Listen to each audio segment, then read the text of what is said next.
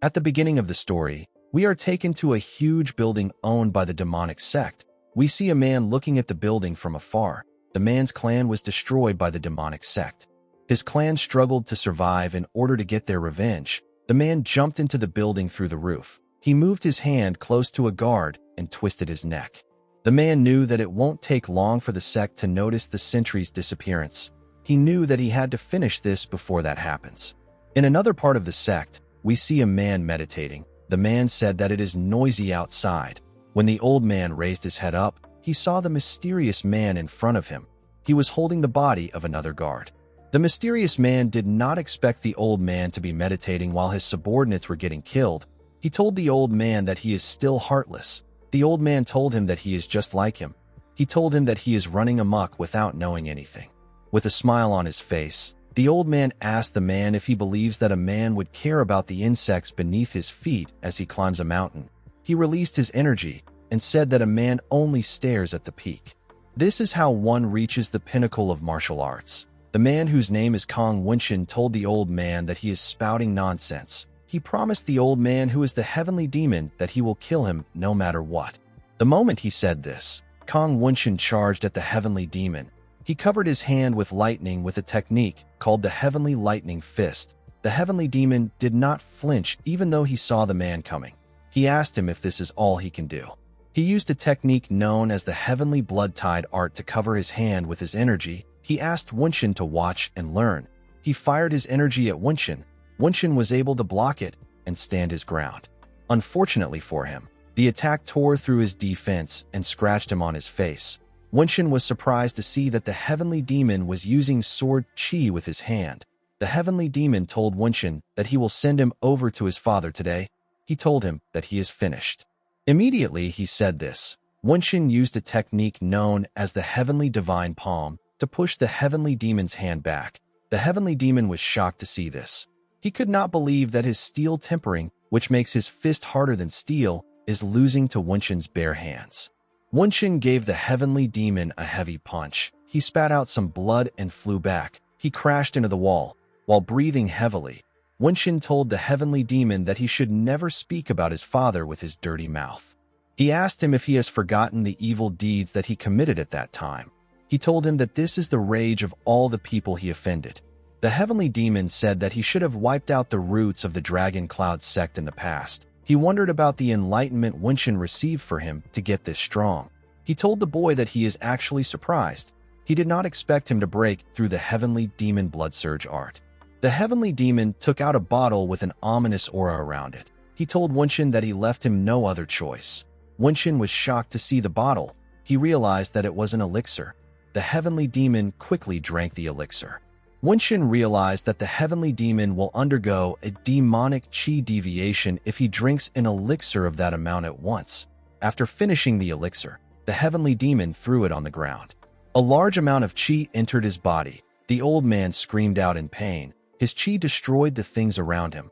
Wenshin had to use his hand to block his face, while he was struggling to hold on. The heavenly demon called out to him. Wenshin quickly turned to his side. He saw the heavenly demon next to him. The old man covered his hand with his energy and attacked Wenshin. He told him that it is time for him to disappear. Wenshin was shocked to see the heavenly demon's palm coming close to him. He knew that he was too late. Before the old man's hand could touch him, someone used his magic to activate a barrier. The barrier blocked the heavenly demon's attack. Wenshin immediately recognized this ability. When he turned around, he saw a man holding a staff and wearing a hood.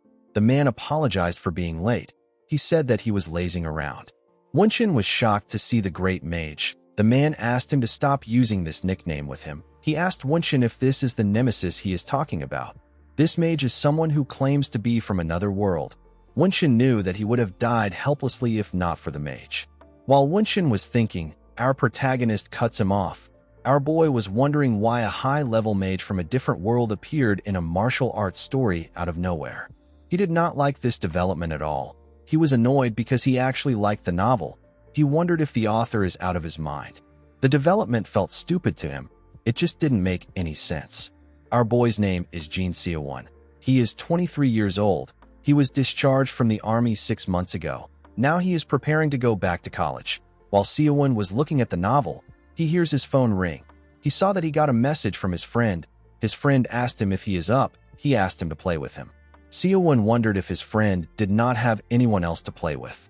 Like many people who have completed their service, Seo-won had a good life plan before being discharged. He wanted to earn certifications while preparing to return to college, and he wanted to study all the things he couldn't study while he was in the military. However, Seo-won missed too much fun things that society had to offer. Our boy left his house with some money. On his way to his destination, he wondered if he should find a part-time job. He walked into an internet cafe. The owner welcomed him and asked him if he is going to be playing Loyal Ground again today. Seo-won asked the owner to give him 10 hours today.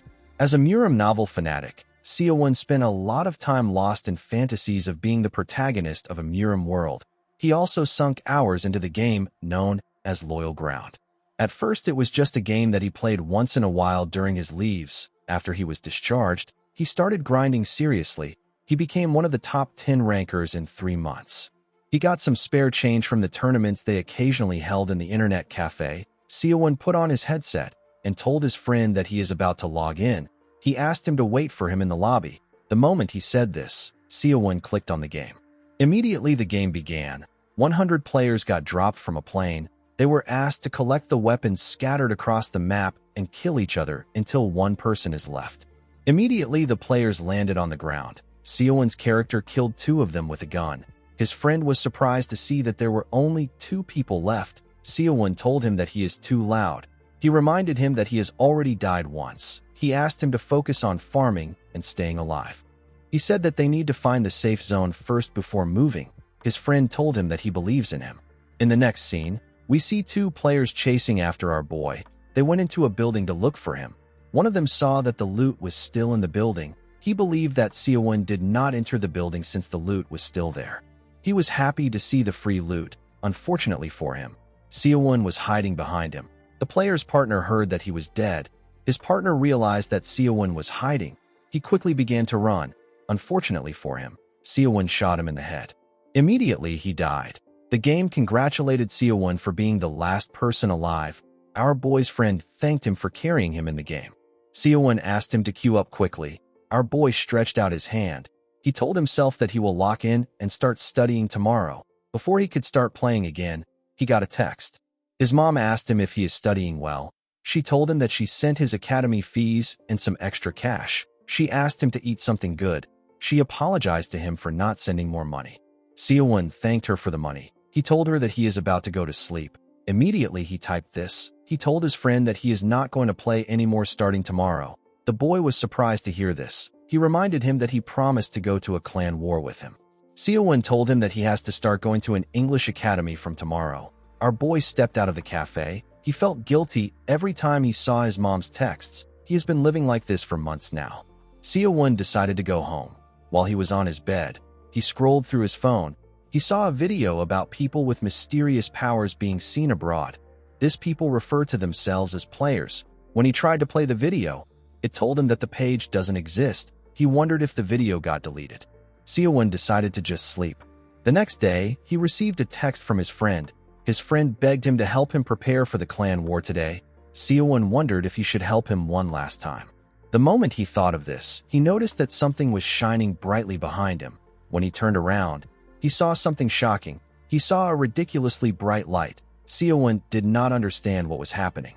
The light swallowed him up. He dropped his bag and vanished into thin air. When Seo-won woke up, he found himself in a forest with different people. Before waking up, Seo-won wondered about what the light was. He wondered if he was being punished because his resolve for studying shattered in one day. Seo-won opened his eyes when he heard different voices. He wondered why the place was so loud. When he raised his head up, he saw different people fighting. These people were speaking in different languages. Seo-won did not understand what was happening. He wondered why there were so many cosplayers around him. The cosplayers were using magic.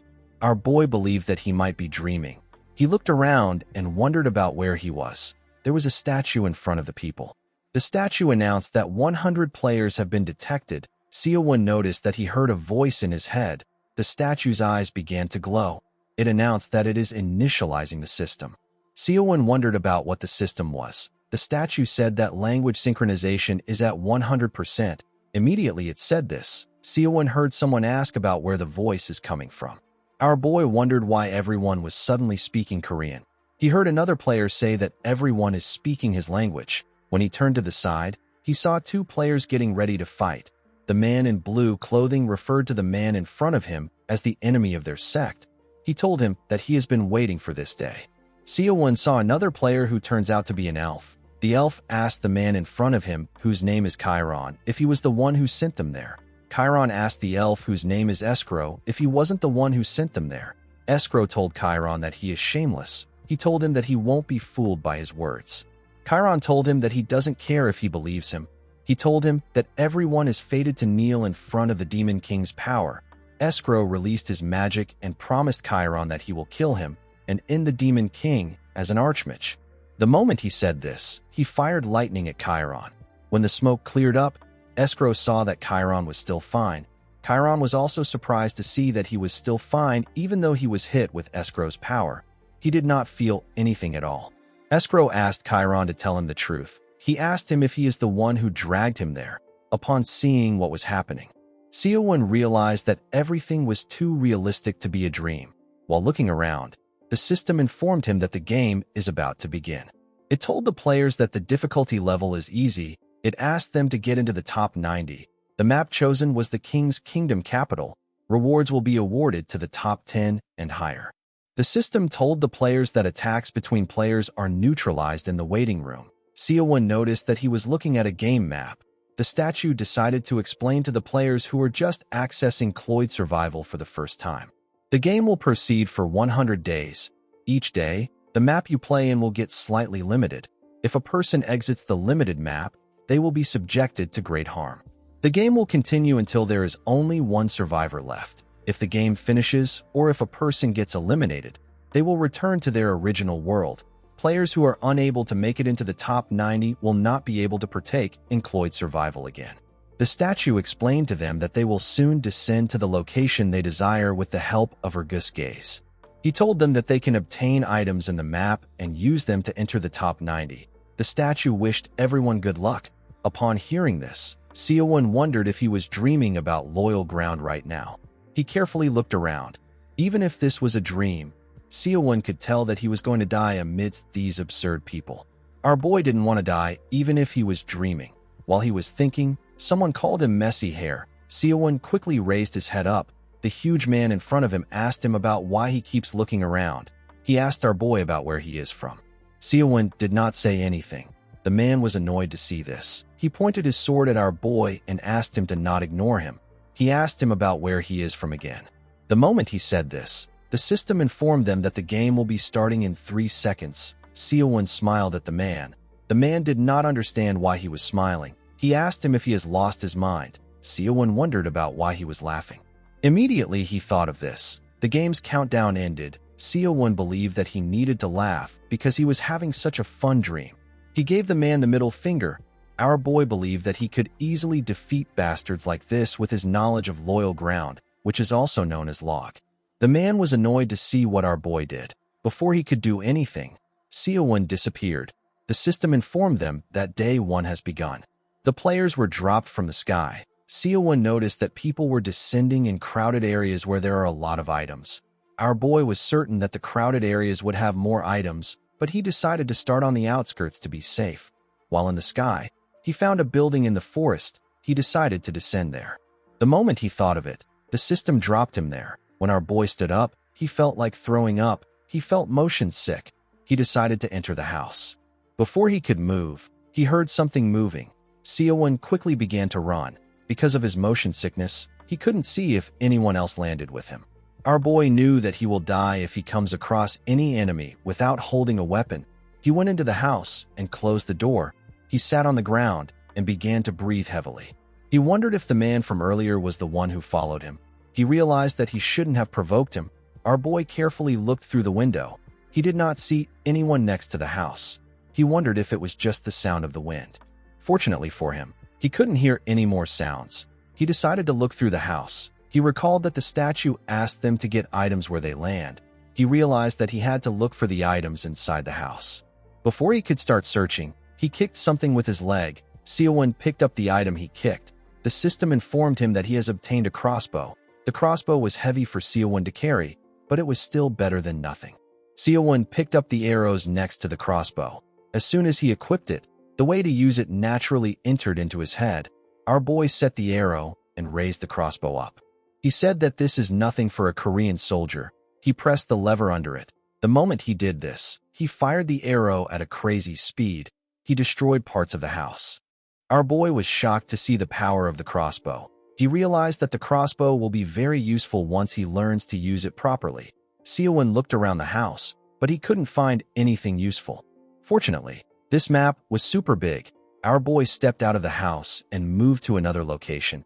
He believed that he could safely farm items if he doesn't run into any enemies. Seo-won held his crossbow up and carefully went into another house. He found a scroll in the house. When he picked it up, the system informed him that he has obtained a small healing scroll. It told him that his injuries will be healed if he rips the scroll. Our boy was surprised to see the kind of item it was. He quickly put it into his pocket. He realized that he needed to find more recovery items. He wished he had a bag to carry items. While looking around, he saw a book glowing among some books on a shelf. When our boy picked up the book, the system informed him that he obtained the Black Star Leader's martial arts book. It is a martial arts that lets a person project dark energy through their fingers. The system asked Seo-won if he would like to learn the martial arts. Our boy wondered if he will be given a tutorial. He accepted the system's offer. The moment he did this, the book shined brightly in front of him. It began entering Seo-won's hand. Our boy wondered about what just happened. He took a look at his hand. He noticed that some of the pores on his hand had opened up a bit. Seo-won picked up a fork from a table next to him and threw it at a crazy speed. The fork destroyed the wall. Seo-won was happy to see that he has learned a martial arts technique. He took out the fork from the wall. Due to the fact that there are martial arts books in this world, our boy believed that magic books will also exist. He became certain that Cloyd's Survival and Loyal Ground are the same game. After looking all over the place, Seo-won did not see anything else. He decided to move to another location. Later in the night, we see our boy sneaking around with his crossbow. The sun went down while he was farming. He wanted to find a place to hide. While looking around, our boy saw a house that had its lights on. There were two reasons why the light would be on in the place. Either there is a rare item inside the building, or there is someone in there. Seo-won carefully opened the door and moved into the house with his crossbow. He did not know how many people landed near him. In the case that there is someone there, they could either be a complete pro or a complete noob. Our boy moved close to the stairs. He noticed that he couldn't hear anything on the first floor. He wondered if the person was hiding on the second floor. Seo-won reminded himself that he has a weapon and he can ambush the person with the black starchy palms. He believed that he might stand a chance even if the person is a pro.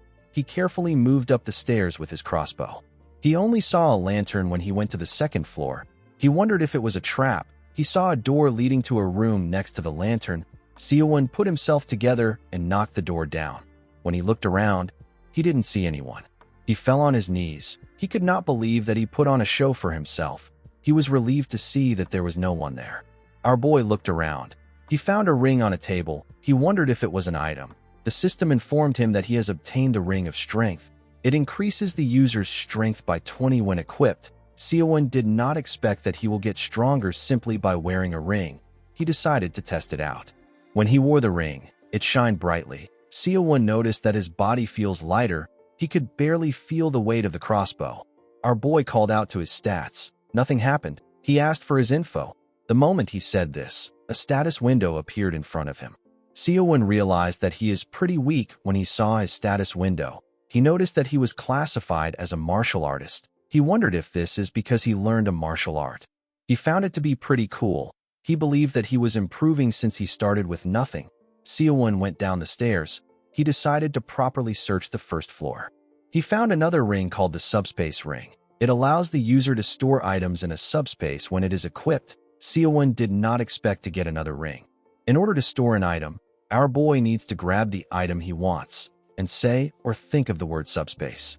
The system explained to him that if he uses his other hand to touch the ring while thinking of the item he wants, he will be able to take the item from the subspace. If the subspace is full, it will not be able to store any items. Seo-won realized that it was like an inventory.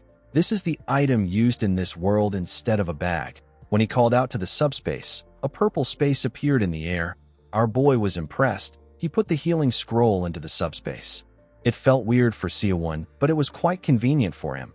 He didn't have to carry the subspace around like a bag. Our boy believed that this item will be convenient to have in reality. He believed that it will be amazing if he could take the items and the martial arts back to reality. He wondered if there were 0 eliminations in the game. He believed that the game must have a kill log. He quickly found the kill log. He saw that only one person had been eliminated. Siowon wanted to farm until there were only 90 people left. Our boy was able to search houses and obtain a lot of consumable items. He was lucky enough to find many hidden weapons to use alongside the black star chi palms. After going through all the houses in the area, Siowon wondered if he should move on or stay there until it gets bright out. The strong people he saw in the waiting room are striding around the darkness. Our boy knew that he couldn't beat them at his current level. He believed that he might be able to get into the top 10 if he hides. Siowon believes that there will be less people out at night. He decided to go to one more place before the sun comes up. While walking through the forest, Siowon noticed that he is not tired even though he has been walking for a while. He found the ring of strength to be amazing. Although his strength had increased, he could still feel hunger and thirst. He realized that Cloyd's survival might be similar to reality. Siowon did not see anything to eat around him. He believed that there will be food in the city. He looked around the area. He was certain that the city should be close by. He wondered about where the houses were. While looking around, Siowon heard something growling. Our boy quickly hid behind a tree. He did not know when the thing got close to him. He carefully peeked to see what it was. Our boy saw something shocking. He saw a werewolf. He quickly went down back. To his surprise, another werewolf was next to him. The monster tried to squash him, but he was able to dodge it. Siowon began to run. The two werewolves fixed their gaze on him. Our boy believed that this was a player versus player game. If he knew that the werewolves were around there, he would have stayed at the house. Siowon believed that he was still a ranker in name. He felt like it would be embarrassing for him if he died to a mob. While running, he found a house. He quickly dashed into the house and locked the door. He sat on the ground and struggled to catch his breath while breathing heavily. He heard the werewolves growling outside. They were looking for him. Our boy wondered about what he should do. He carefully peeked through a small hole to see where they were. The werewolves were not far from him. Due to how they were sniffing around, Siowon realized that they must be searching for his scent. Our boy took out his crossbow. He decided to attack first. He carefully set the crossbow and fired it through the hole. The arrow hit one of the werewolves. The monster fell on the ground and dissipated. Siowon was happy to see this. Thanks to the ring of strength, he could fire with just one hand. He decided to deal with the other werewolf. Before he could reset his arrow, the monster appeared in front of his door and barged inside. It scratched Siowon's face with its claws. Our boy quickly moved back. He shot his arrow at the werewolf. Unfortunately for him, the wolf blocked it with its arm. It charged at Siowon. Our boy wondered if this is how he was going to get eliminated. He was not ready to accept this. He called out to the subspace. He took out one of the hidden weapons he found and used the black star chi palms to fire it at the werewolf. The attack left a hole in the werewolf's chest. Siowon said that he cannot lose to a mere underling. He fell to the ground and began to breathe heavily. He could not believe that he almost died. He was happy that he took the throwing daggers he found. He found it embarrassing that he almost lost to a mob. When he raised his head up, he saw a small pouch on the ground. The pouch dropped from the monster's body. When Siowon took a look inside, he found water and jerky inside the bag. He did not expect that he had to hunt for food. Siowon decided to check out his surroundings. He found a piece of armor on the ground. He wondered if it is like the bulletproof vest from Loyal Ground. When he put on the armor, he noticed that it was too big for him. The armor shrunk to fit his body size. The system informed him that the advanced orichalcum breastplate has been equipped. Siowon's resistance against fire and wind increased greatly. Our boy was happy to see that the breastplate raised more than 1 or 2 stats. He began to look around a shelf for more items. Siowon didn't find anything in the shelf. While looking around, he kicked something with his leg. He couldn't see the thing. He realized that it was a hidden item. He picked the item up. It felt like a cloth to him when he wore the item. The system told him that he has equipped the night cloak. If our boy stays still in the darkness, he will blend in with it. While he is hidden, He will not be detected by magic, and the sounds he makes will be suppressed. Seowon was happy to see that he obtained such a cool item. It means that he can avoid anybody that he comes across at night. Our boy believed that it is the best item for staying alive. With the night cloak, Seowon can stay alive as long as he needs to. Our boy was confused about how there was a house in the middle of nowhere. He now understood that it was a farming spot. He did not expect that his luck would be better on the second day. While walking in the forest, Seowon noticed that he hasn't seen anyone at all. He wondered if it is because he dropped into a random location. While thinking, Seowon noticed that he could hear something coming towards him. When he turned around, he saw a man running towards him. The man was heavily injured. He said that an apprentice bastard would be nothing for him if he had the time to use something. Seowon quickly hid next to a tree when he saw the man. The injured man did not expect to meet a mage here. Seowon took out his crossbow.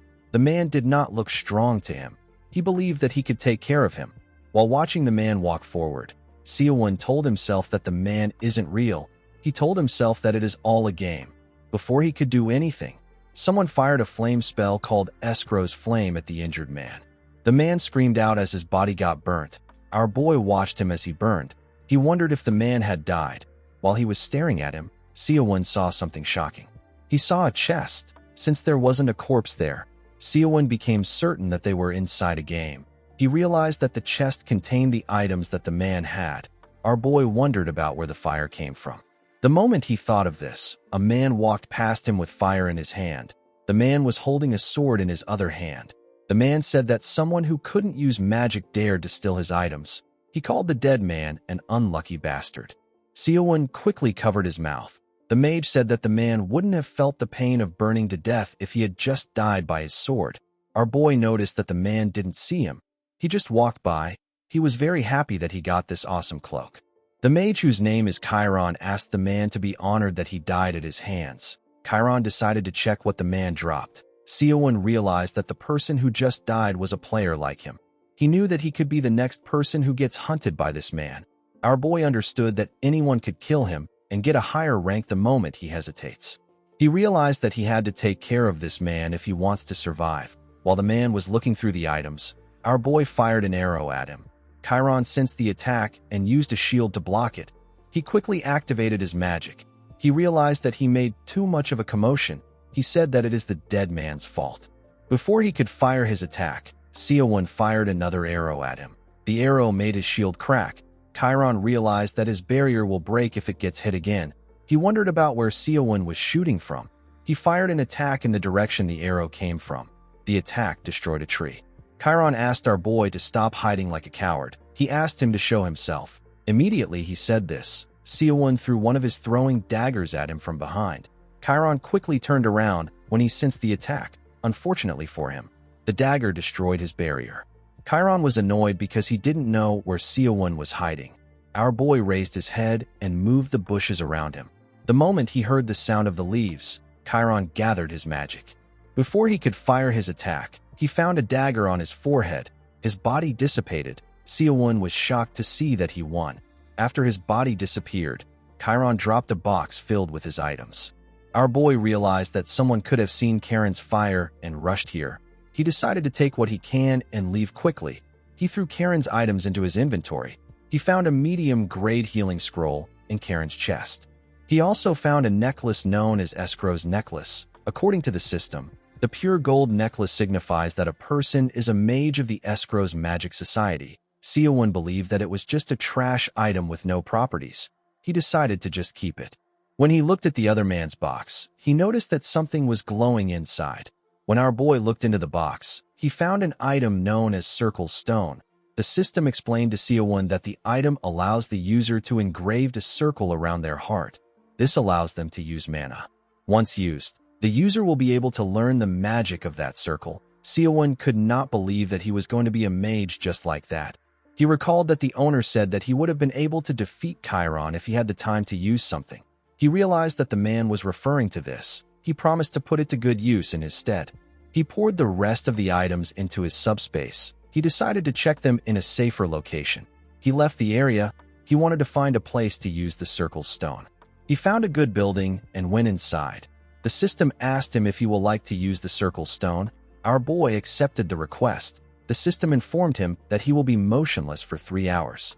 He won't be able to take any other actions or use items during this time. It told our boy that he will also feel some slight pain as the circle forms. The circle's stone began to shine brightly. Seo-won grit his teeth to endure the pain. He suppressed the screams that wanted to come out and spent 3 hours in intense pain. After the 3 hours was up, Seo-won fell to the ground. He could not believe that this was what the system called the slight pain. He thought he was going to die. Seo-won recalled that learning martial arts was easy. He did not expect it to be so hard to learn magic. He opened his status window to see his state. Our boy now has 2 jobs. He was a martial artist and a mage. He even had a mana stat. Seo-won believed that the number of survivors would have gone up since the 2 men died. When he checked the survivors section, he saw something shocking. There were now 45 survivors left. 54 people had already died. Seo-won did not know how this was possible. It had only been a few hours. He saw that a lot of people were killed by someone known as Nam Sagwon. A few hours earlier, we see a martial artist chasing a swordsman. He watched the swordsman as he ran from a tree. The swordsman begged the martial artist to stop chasing him. The martial artist smiled when he heard this. The swordsman was the one who raised his sword at Seo-won before. The poor guy tripped while he was running. He fell to the ground. He quickly turned around and begged the martial artist to let him get into the top 90. He told him that he can't die like this. He begged the martial artist to spare him. The martial artist covered his hand with his energy. He used it to behead the man. He turned around and said that every participant will come to know his name after today. This martial artist's name is Nam Sagwon. Sagwon walked into the forest. He didn't even bother to check the chest. On the 3rd day of Cloyd survival, we see Seo-won looking at his status window. He hoped that he doesn't run into Sagwon. While thinking, Seo-won realized that he might be able to enter the top 10 if Sagwon keeps on taking everyone out. He recalled that the statue announced that a reward will be given to people who enter the top 10. He wondered about what the reward will be. He believed that it might be money and items. He realized that the system might allow them to take the skills and items they acquired here into the real world. Our boy believed that he might be getting ahead of himself. He reminded himself that there is a killer running amok outside. He decided to finish up and start moving. When he raised his hand, he felt a power coming from within his body. He realized that this was mana. Seo-won put his hand into his subspace. He recalled that he found a magic book while looting yesterday. He brought out an item known as Magic Book of Wind Ball. It allows the user to create spheres with wind.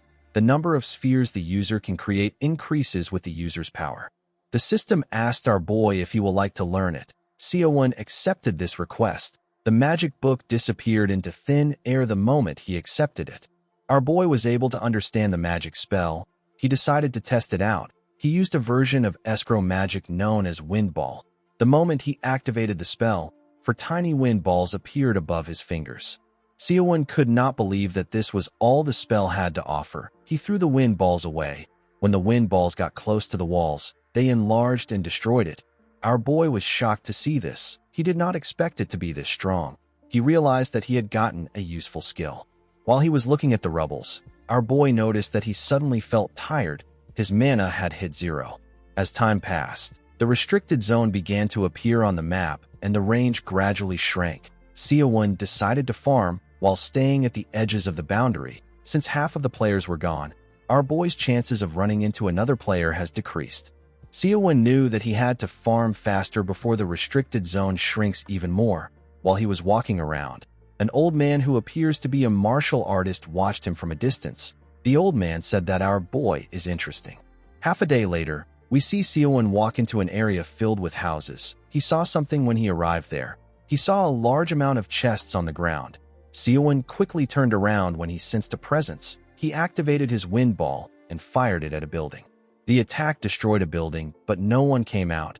Seo-won realized that it was just the wind. He was certain that he felt someone's presence. When he looked into the building, he noticed that he could see blood on the floor. He realized that there is an injured person there. He knew that the person was very strong since they were able to survive to this point. Seo-won thought about killing the injured person. He believed that the person has some good items.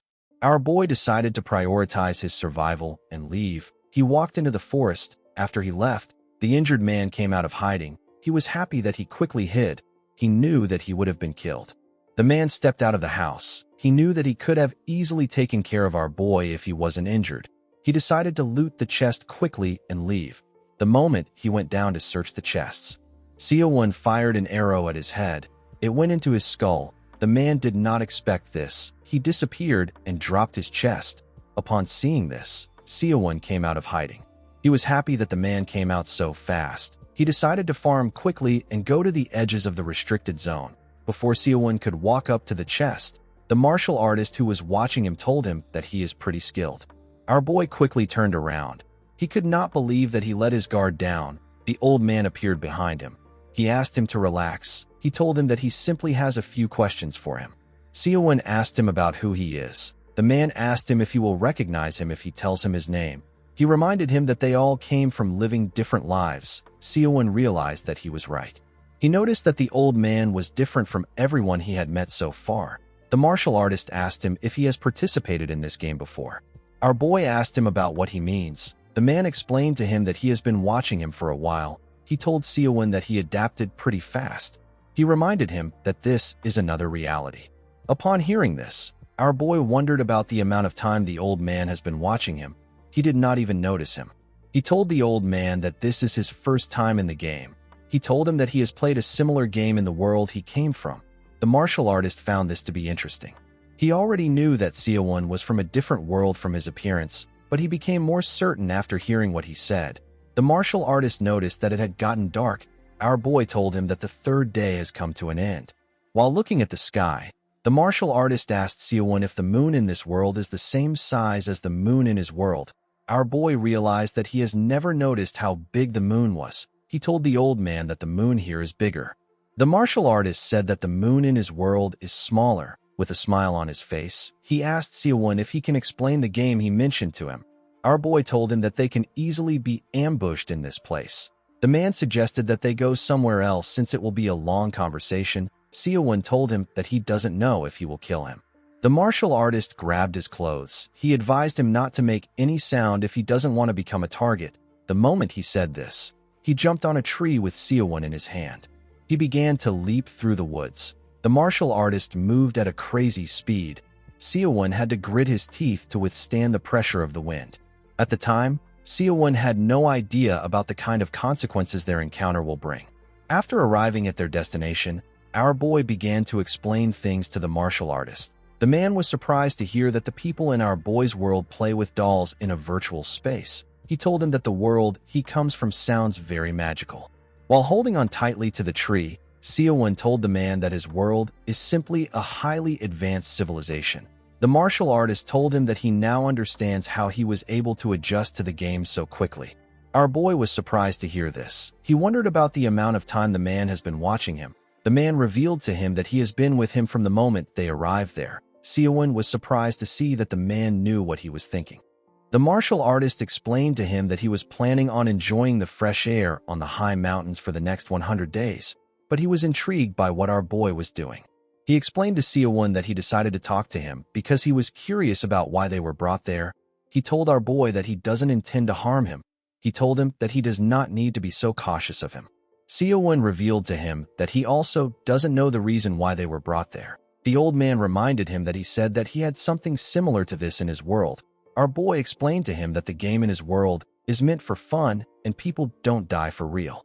He said that he doesn't understand the motives of the supernatural beings who abduct people from another world.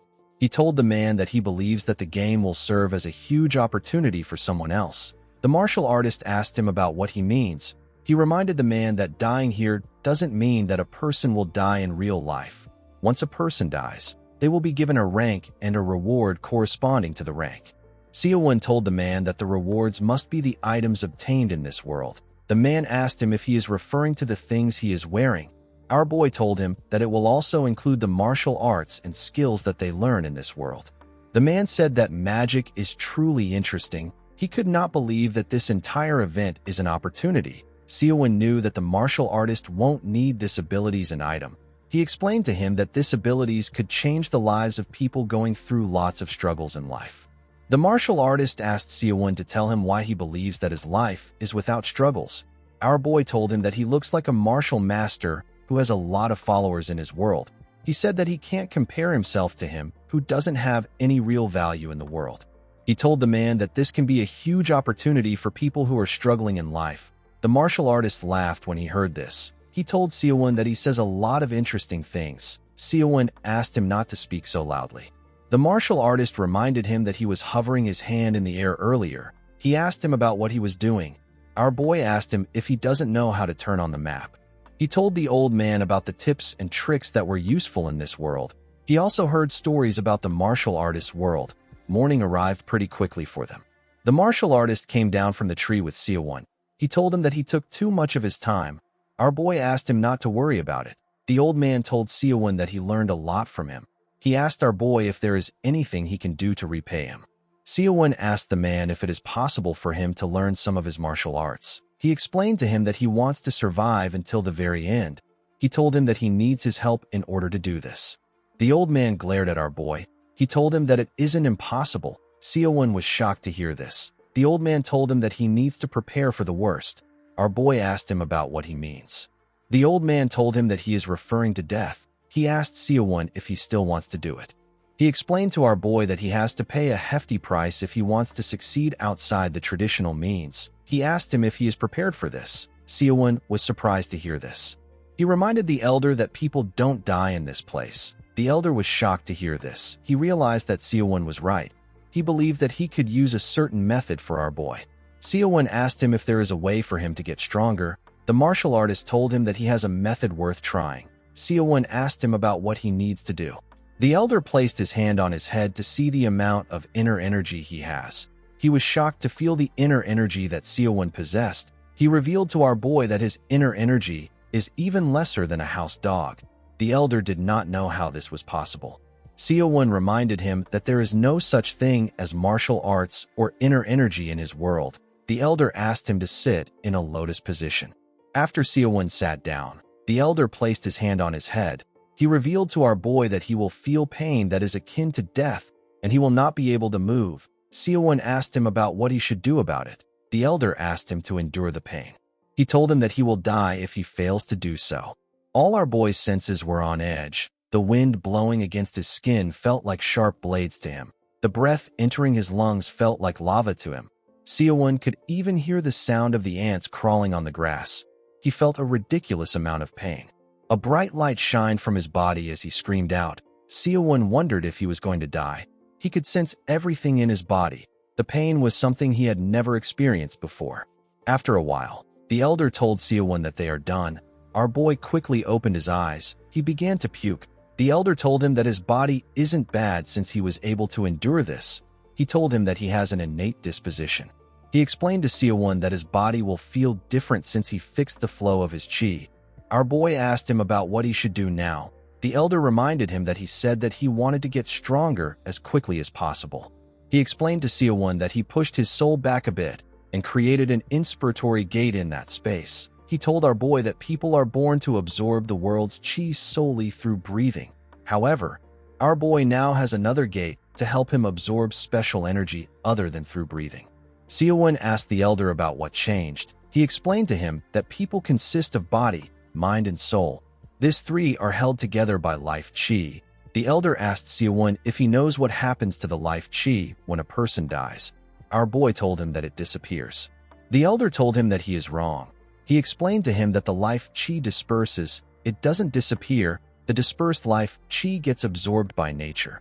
This allows the life cycle to continue. However, there are those who consider this obvious logical cycle a waste. They even murder others to absorb their life chi. Those who have bodies full of life chi are in an unstable state. In the end, the harmony of their yin and yang shatters. This makes them lose their martial arts or their lives. The mind technique which the elder passed on to Seowon allows him to absorb the scattered life chi to increase his inner energy.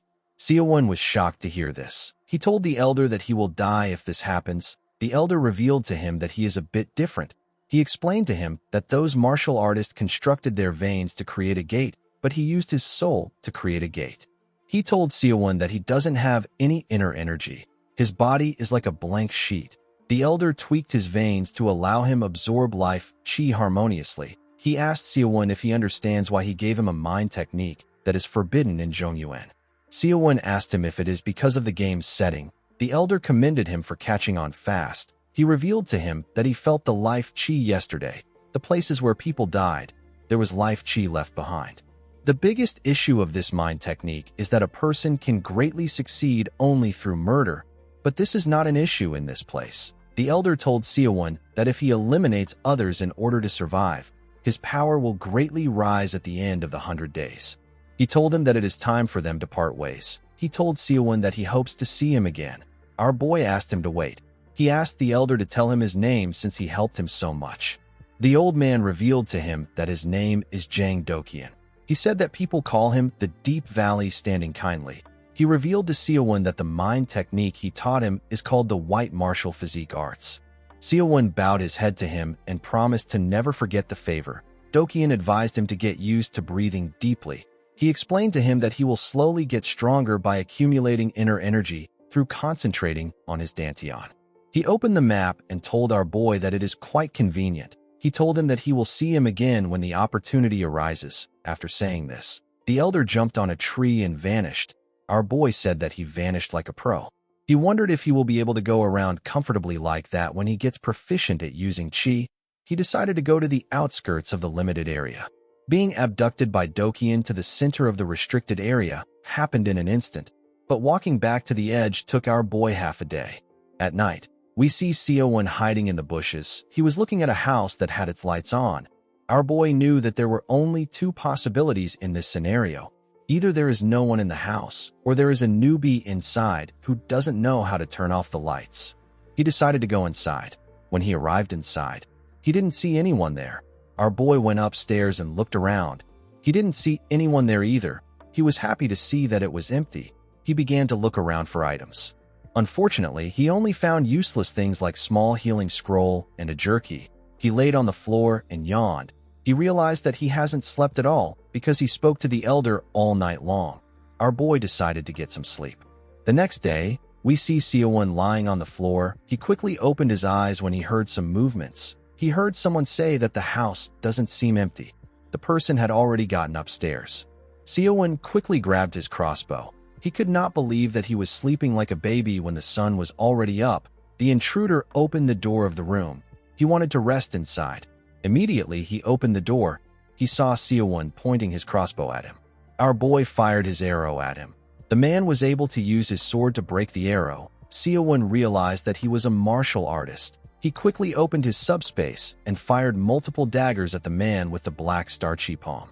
The man was able to block the attack. He called Xiaowen a bastard for using hidden weapons. Before he could attack our boy, he charged at him and pushed him down. He kicked the man's sword out of his hand. Xiaowen took out an arrow and got on the man. He told him that he was having a nice dream when he woke him up. The man begged him to spare him. He told Xiaowen that he will give him everything he has. He told him that he struggled to survive. He told our boy that he can't die here. Unfortunately for the man, our boy stabbed him in the head with his arrow. The system informed him that he killed Shui Orong with an headshot. With a serious look on his face, Xiaowen told the man that he also can't die here. Xiaowen noticed something odd coming from the man's chest after killing him. It released a green energy. Our boy immediately realized this was the thing that Doqian was talking about.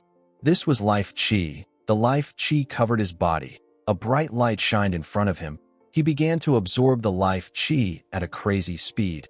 Our boy could feel his body overflowing with strength. He realized that this is what is known as inner energy. Even though he only absorbed one person's life qi, his body already became lighter and stronger. Xiaowen quickly called out to his status window. He saw that he now had an inner energy section. He now had 20 inner energy. Our boy realized that Doqian gave him something amazing. He knew that he couldn't just rely on getting kills to get life qi. He had to think of other ways of getting it. Xiaowen opened the player count. He wanted to see the amount of people that has been eliminated. He was shocked to see that there were only 24 people left. He was quite shocked because they were just on the 5th day. While he was looking at his status window, he noticed that another person just died. The person was killed by Sagwang. The scene shifts, and we see the person call out Sagwang's name as his body disappeared. The man disappeared and left his chest. Sagwang was not interested in his chest. He was actually disappointed. He expected the man to be strong since he approached him. He felt like he got his clothes dirty for no reason. Sagwon took a look at his status window. He was certain that he has killed a lot of people. He wondered about when the event will end. He checked his player count and saw that there were only 22 players left. He saw Seowon's name among the people who killed other players. He was certain that he had seen our boy's name before. Back at the house, Seowon was hoping that he doesn't run into a dangerous player like Sagwon. He knew that he was far below Sagwang's level. He was still struggling with players like Orong.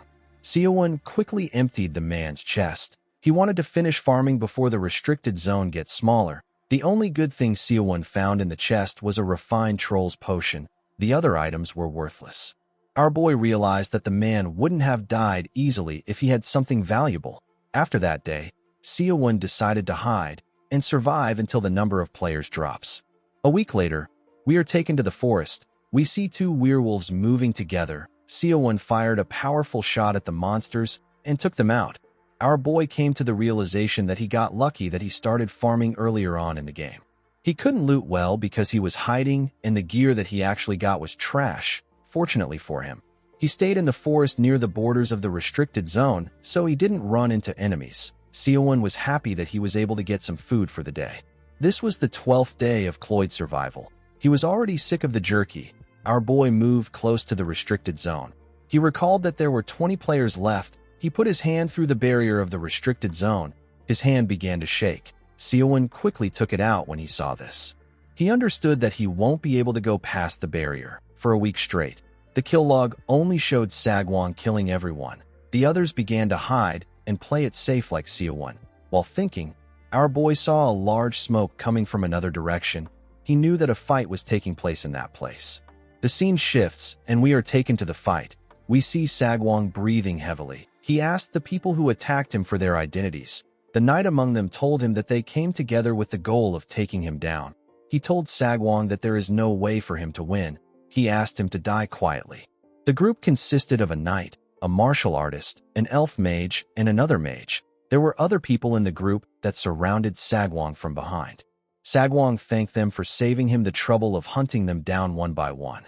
With a smile on his face, he asked the players if they are also ready to suffer the same fate as him. He promised to make them understand their actions. He jumped when he said this. Someone asked the others to get him. They didn't want Sagwon to escape. Unfortunately for them, Sagwon never planned on escaping. He grabbed a swordsman's head and squashed it with his hand. He said that this is the first one. The other players were shocked to see what he did. Sagwon did not give them the chance to put themselves together. He charged at them and tore them apart. He easily took off their heads with a single strike. It wasn't a battle. It was a one-sided massacre. Sagwon tore this people apart limb by limb. The kill log illustrated what he did pretty well. The boy was bound to win this game. The only thing that could change this result is if something unexpected happens. While our boy was walking in the forest, he received several notifications that Sagwon took out different players with his fist arts. Seowon could not believe that the crazy bastard got 9 kills at once. He wondered if Sagwon was hacking this world. While covered in blood, Sagwon said that these players are nothing. He was disgusted by the stench of blood in the air. He felt like the players should have died without resisting. He didn't understand why they were screaming. He left several chests and a huge staff behind. He decided to find a place to wash up. At night, we see someone arrive at the location. The person picked up the staff. He was certain that this was Elizabeth's staff. The person turned out to be Archmage Escrow. Escrow swore in his name that he will avenge Elizabeth. Seowon realized that there were now 11 people left in the game. This means that he can enter the top 10 if he sticks around for long enough. After seeing how Sagwon took care of those players, our boy understood that he needed some good items if he wants to fight a raid boss like Sagwon. While looking around, he found a mansion. He knew that this mansion will be outside the safe zone by tomorrow. It was the last proper spot to farm. Our boy decided to check it out. When he stepped inside the mansion, he was surprised to see how large and extravagant it was. He found an armor in the mansion known as the Royal Guard's armor. He couldn't equip the armor because he didn't have enough strength. The system told him that he needs 110 strength to equip it. It asked him if he will still like to pick it up. Seowon knew that something like this will weigh him down. Unfortunately for him, his strength was at 30. Our boy looked around. He believed that there should be more stuff around. He found 2 glowing items on a shelf. The first item was an elixir that increased internal energy. It takes 3 hours to absorb the elixir. Seowon was happy to find an elixir. He realized that he will be able to get inner energy without absorbing life chi. Our boy believed that this mansion must be a place with good things. The second item Seowon picked up was a book. It was a secret item known as the Unstoppable Fist. The system asked him if he wants to learn it. Seowon could not believe that he got his hands on a martial arts manual. Since the elixir was like the circle stone skill, our boy decided to find a place to sit for 3 hours and absorb the energy. Before he could look around, he hit something with his leg. When he looked down, he saw a cellar. He believed that there must be something in the cellar. Before he could take another step, a large explosion occurred in the mansion. It destroyed parts of the mansion. Seowon was shocked to see this. He quickly jumped outside through the window. He did not understand what was happening. He stood up and began to run because another explosion took place again. Our boy ran into some bushes. He was certain that nobody followed him here. He could not comprehend what was happening. When he raised his head up, he saw someone who he recognized from the waiting room. It was Escrow. The mage was the one using the fire magic. He told his opponent that he didn't expect him to survive his explosion. He told the person that he did not take out all those people out of luck. While in the air, Escrow told Sagwong that he will remember his name. Sagwong asked him to stop spouting nonsense. He told Escrow that he is nothing once he shuts his mouth. He asked him to not waste his time spewing bullshit. He asked him to come at him. Escrow smiled and told Sagwong that he is interested in seeing how long he can keep running his mouth. Sagwong said that he is also interested in seeing this. Seowon was surprised to see that the person who went on a killing spree was just a child. Escrow raised his staff and referred to himself as the Master of Spells. He used a spell known as Escrow-style lightning to draw lightning from the sky. He ordered the lightning to strike. The moment he said this, a huge amount of lightning got fired at Sagwong. The boy managed to dodge the attack. Escrow fired more lightning at him. He asked him about how long he plans on dodging his attacks. He asked Sagwong to face him the same way he faced Elizabeth. While dodging his attacks, Sagwong admits that Escrow is skilled. He had never seen anyone like the mage, even in Zhongyuan. Some of Escrow's skills sent shivers down his spine. Escrow was annoyed to see Sagwong dodging his attacks. He called him a rat bastard. He let go of his staff and raised his hand to summon a large amount of lightning. He told Sagwong that he will end him with this attack. He fired a spell known as Lightning Storm at the boy. Lightning was fired at Sagwong from different directions. The boy was shocked to see the attack. He carefully moved to dodge the lightning. He was barely able to avoid it. He jumped and charged at Escrow. The mage was surprised to see Sagwong coming close to him. The boy gathered his energy into his palm. When he got close to Escrow, the mage told him that his attack will not be enough to break his barrier. He swung his staff at Sagwong and asked him to die. Sagwong was surprised to feel the power of the staff. He disappeared in front of Escrow. The mage was shocked to see this. He realized that Sagwong used an illusion to escape. As Escrow looked around, rain began to fall. Seowon was surprised to see this. He wondered if it was raining because of Escrow's magic. This was insane to him. He could not believe that the mage almost killed Sagwong, and he could even change the weather. Since he was not able to sense his presence, Escrow deduced that Sagwong had run quite far away. He screamed at the top of his voice and promised Sagwong that he will catch and kill him. While breathing heavily, Sagwong ran through the forest. He acknowledged the fact that he was defeated by Escrow. He promised not to let Escrow walk out unharmed the next time they meet. He told himself that he will be the one to kill Escrow. He decided to fall back and recover his energy for now. Escrow looked around for Sagwong, but he eventually came down and disappeared.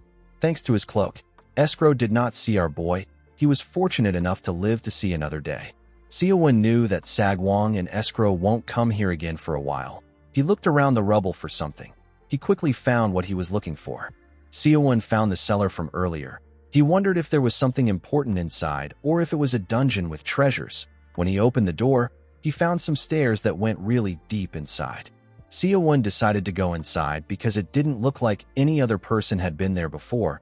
He took out a lantern from his subspace. He was relieved to see that the lantern he took from the house he was farming in yesterday was useful.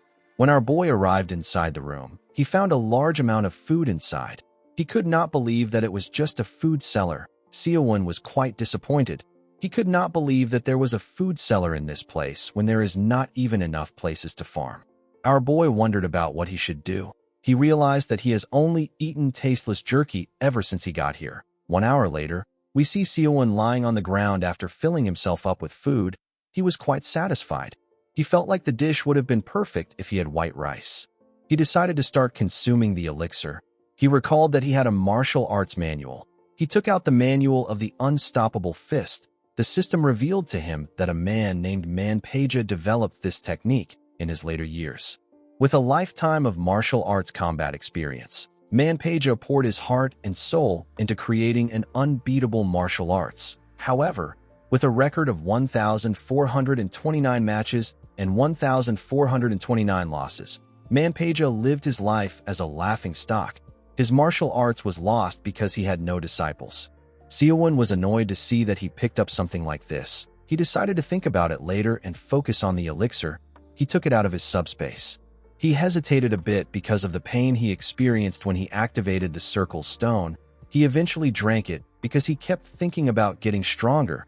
The moment he did this, he could feel his dantian filling up with inner energy. The amount of energy he absorbed earlier could not be compared to this. He began to sweat heavily and his movements became dull. Seo-won realized that he really won't be able to move for 3 hours. 3 hours later, we see Seo-won breathing heavily. He fell to the ground. He could not believe that it was tiring for him to stay still for 3 hours. Seo-won did not expect that he would spend an entire week in a forest and even survive during a clash between an archmage and Sagwon. He was extremely proud of himself. Due to the events that took place, our boy was quite tired. He fell asleep on the ground. The next day, his lantern went out and the 13th day of Cloyd's survival began. Our boy came out of the cellar when he woke up. He realized that the mansion was now near the restricted zone like he predicted. He called out to the player count to see the status of the game. There were now 10 survivors left. This means that someone died. Seo-won was surprised to see the person that died. It was Jang Dokyeon. The elder killed himself. Seo-won could not believe that he did this. He wondered if the elder tried some absurd training method just because there was no risk involved. Dokyeon's chest was left in a cave. Our boy could not think of any reason why the elder would kill himself apart from this. Seo-won was relieved that he entered the top 10, but he did not like the fact that he got there like this. It left a bad taste in his mouth. While thinking, Seo-won noticed that a part of his cloak was outside the barrier. He realized that the map was already shrinking. He didn't want to die from being caught in the restricted zone. He decided to get away from this area quickly. As our boy ran through the forest, he told himself that he will continue the strategy that kept him alive all this time. For someone like him who has no skills, this was the best way to climb higher. While he was running, he turned around when he sensed something. Someone fired an attack at him. Seo-won was able to dodge the attack, but it sent him flying. He was shocked to see the powerful attack. He wondered about where it came from. He realized that there is a mage who can summon such a powerful fireball. He quickly turned around. He was shocked to see Escrow. The mage sensed someone through his detection spell. He thought it was Sagwon. He did not expect it to be a new face. Seo-won realized that he was caught up in using his newfound inner energy to move quickly, and he ended up running into Escrow. He could not believe that he made such a stupid mistake. Escrow asked him if he knows where someone named Sagwon is. He told Seo-won that he will die if he doesn't give him the answer he wants. While he was talking, we see someone hiding behind a tree. The person smiled when he heard what Escrow said. The person turned out to be Sagwon. Seo-won pointed his crossbow at Escrow. He told the mage that he doesn't know what he is talking about since they just met. He told him that it is impossible for him to know where Sagwon is. Escrow told our boy that he looks like someone from a similar region as Sagwon. He told him that he will die here. Immediately he said this, Sagwon charged at him from above. He attacked Escrow when he got close to him. Fortunately for Escrow, his shield blocked the attack. He quickly turned around. He did not expect that someone was hiding behind him. With a smile on his face, Sagwon told Escrow that he is already fully recovered. He asked him if he doesn't lack mana. Seo-won was shocked to see Sagwon. He did not know where he came from. Sagwon clenched his fist and said that he will finish things with his attack. His attack destroyed Escrow's shield, but his hand was not able to reach the mage. Escrow asked Sagwon if he believes that a simple attack like this can defeat him. The moment he said this, he felt a large amount of pain.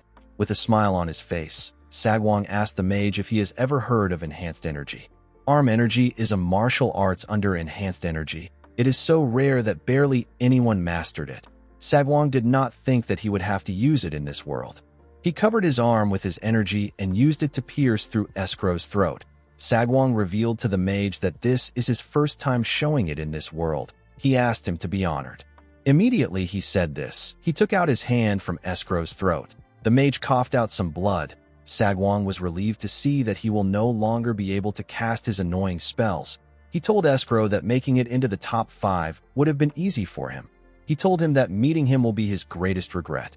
Seowon quickly wore his cloak. He was relieved to see that Sagwang came. He decided to run away while Sagwang was fighting Escrow. Before he could do anything, he heard Sagwang ask the mage to die. The moment he said this, he stabbed Escrow in the stomach. He stabbed him again in his shoulder. The mage coughed out a large amount of blood.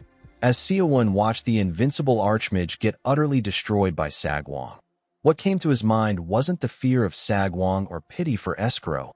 It was a thought that preceded everything else. Seowon wondered about how powerful he will become if he absorbs their life chi. After stabbing the mage multiple times, Sagwang let him go. He asked Escrow to tell him where his cocky nature went to. He asked him if he has any last words before he dies. He quickly realized that Escrow cannot speak.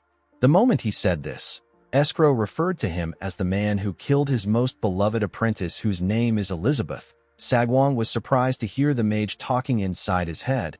Escrow told Sagwang that he regretted not stopping Elizabeth when she was kicked out of the academy and not recognized by the Crane sect just because she is a woman. Sagwang told Escrow that there is no way he wouldn't have noticed if he killed a woman. He told the mage that Elizabeth must have looked no different from a man. Escrow smiled and told Sagwang that he can finally shut his filthy mouth. Sagwang asked him about what he means. Immediately he said this. Seowon saw something shocking. He saw something coming from the sky. It was a huge meteor. Seowon could not believe his eyes. Sagwang was also shocked to see the meteor. He did not understand how it was possible for Escrow to cast a spell in his condition. He couldn't even chant. Escrow revealed to him that this is the ultimate spell. Only an archmage can cast it with their mana and life chi as the price. The spell is known as Armageddon. Sagwang began to run. He called Escrow an insane bastard. Seowon also ran. He realized that he should have ran away earlier. As the meteor got closer to him, Escrow said that it was nice for him to see his disciple.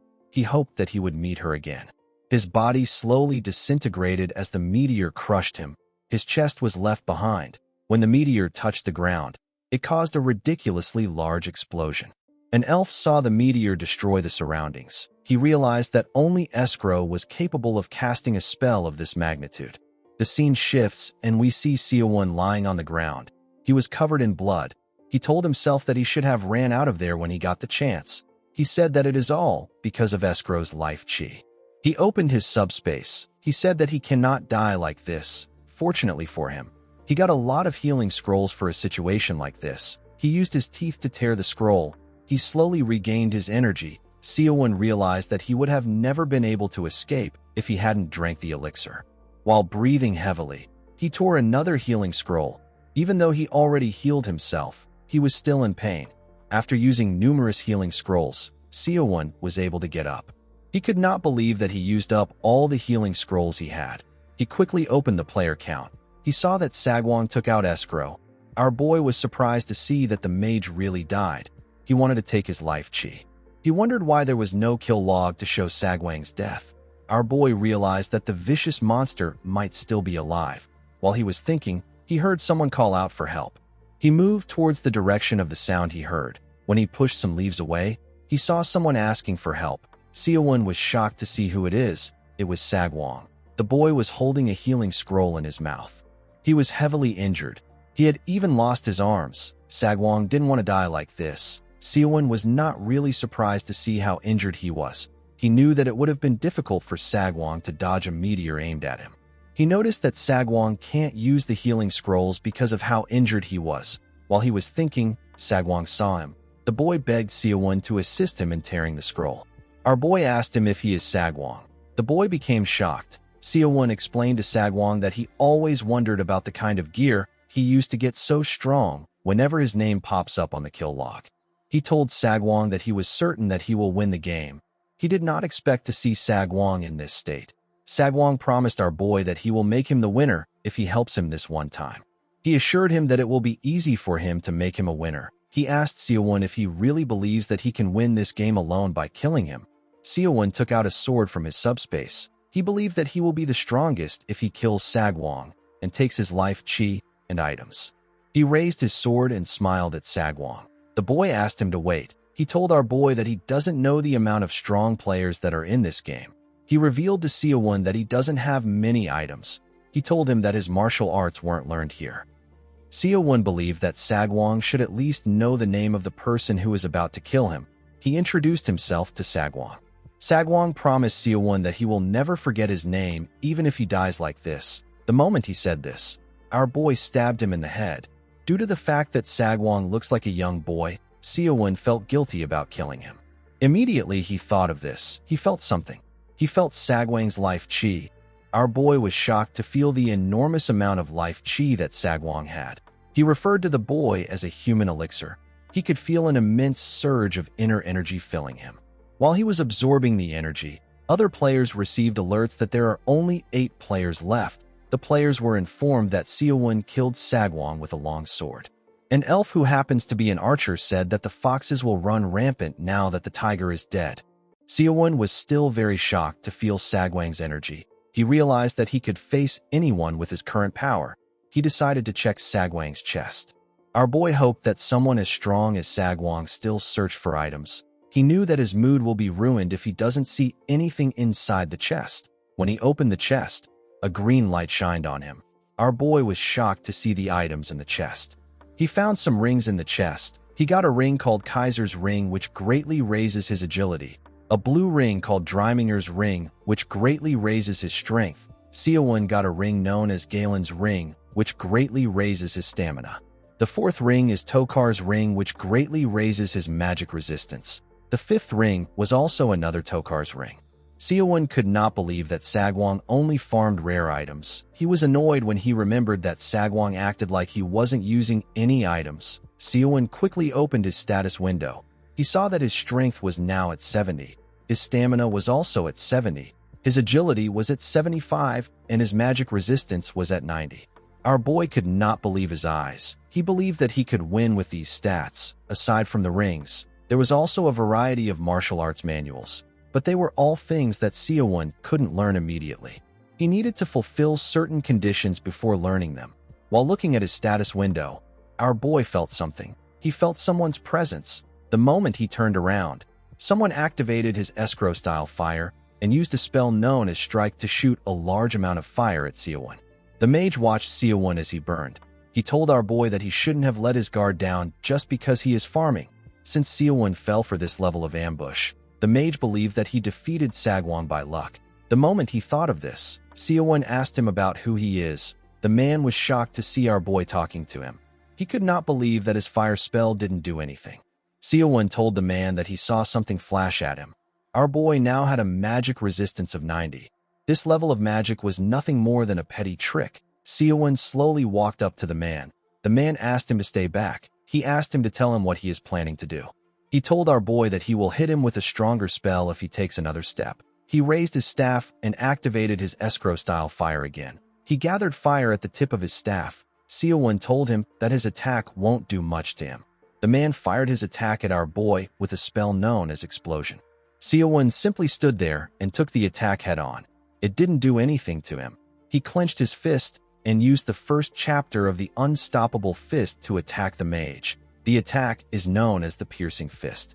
Seowon gave the mage a heavy blow in his chest. The mage spat out some blood when he received the attack. He was sent flying. He slammed his back on a tree. Our boy was shocked to see the power of his attack. He remembered that the Unstoppable Fist was a martial art used by someone who always lost. He didn't think that it would do much. He realized that the strength of a martial art varies based on the amount of inner energy a person possesses. The mage coughed and died. There were now 7 players left in this world. It was announced that Seowon killed Zyhark with a fist art. Our boy took the man's life chi. He realized that average magic spells won't work on him now that his magic resistance is higher.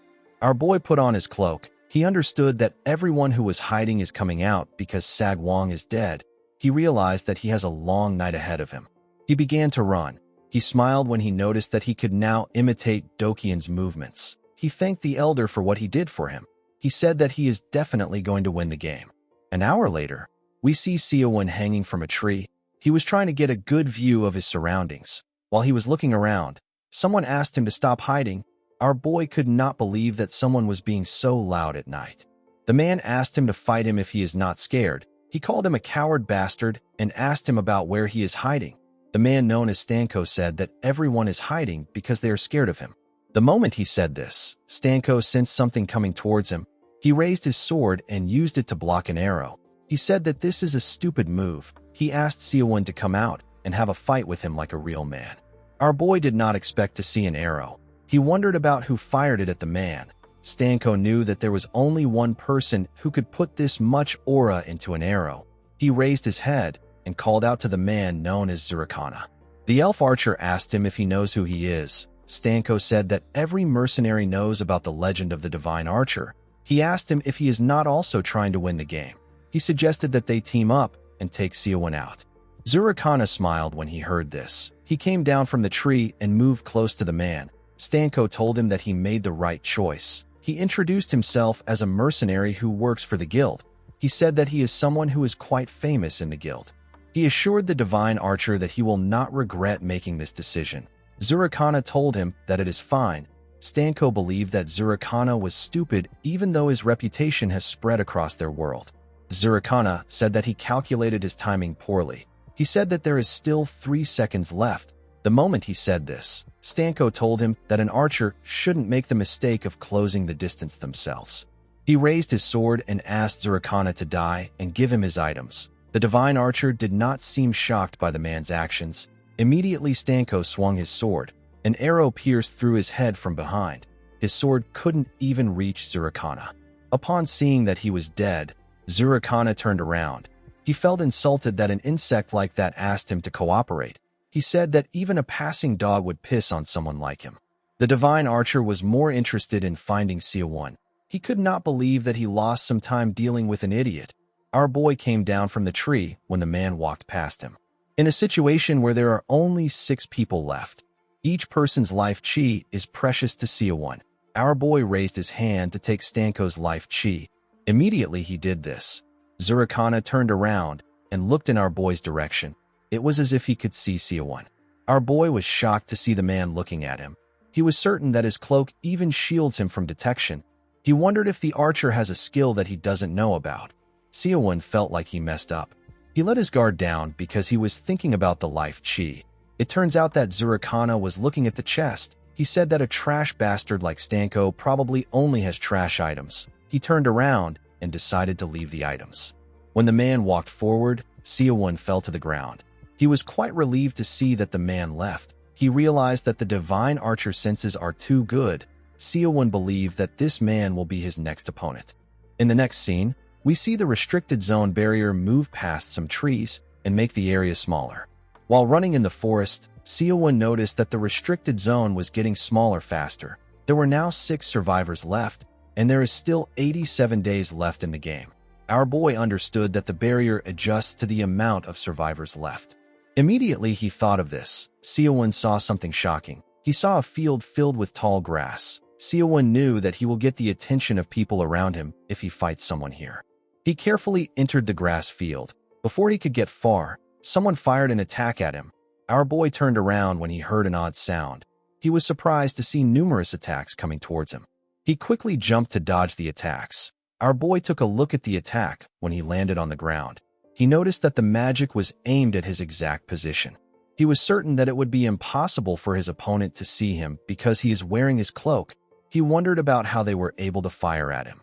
The moment he thought of this, he looked up to see more attacks. He could not believe his eyes. He knew that he couldn't dodge them all like before. He took a stance and clenched his fist.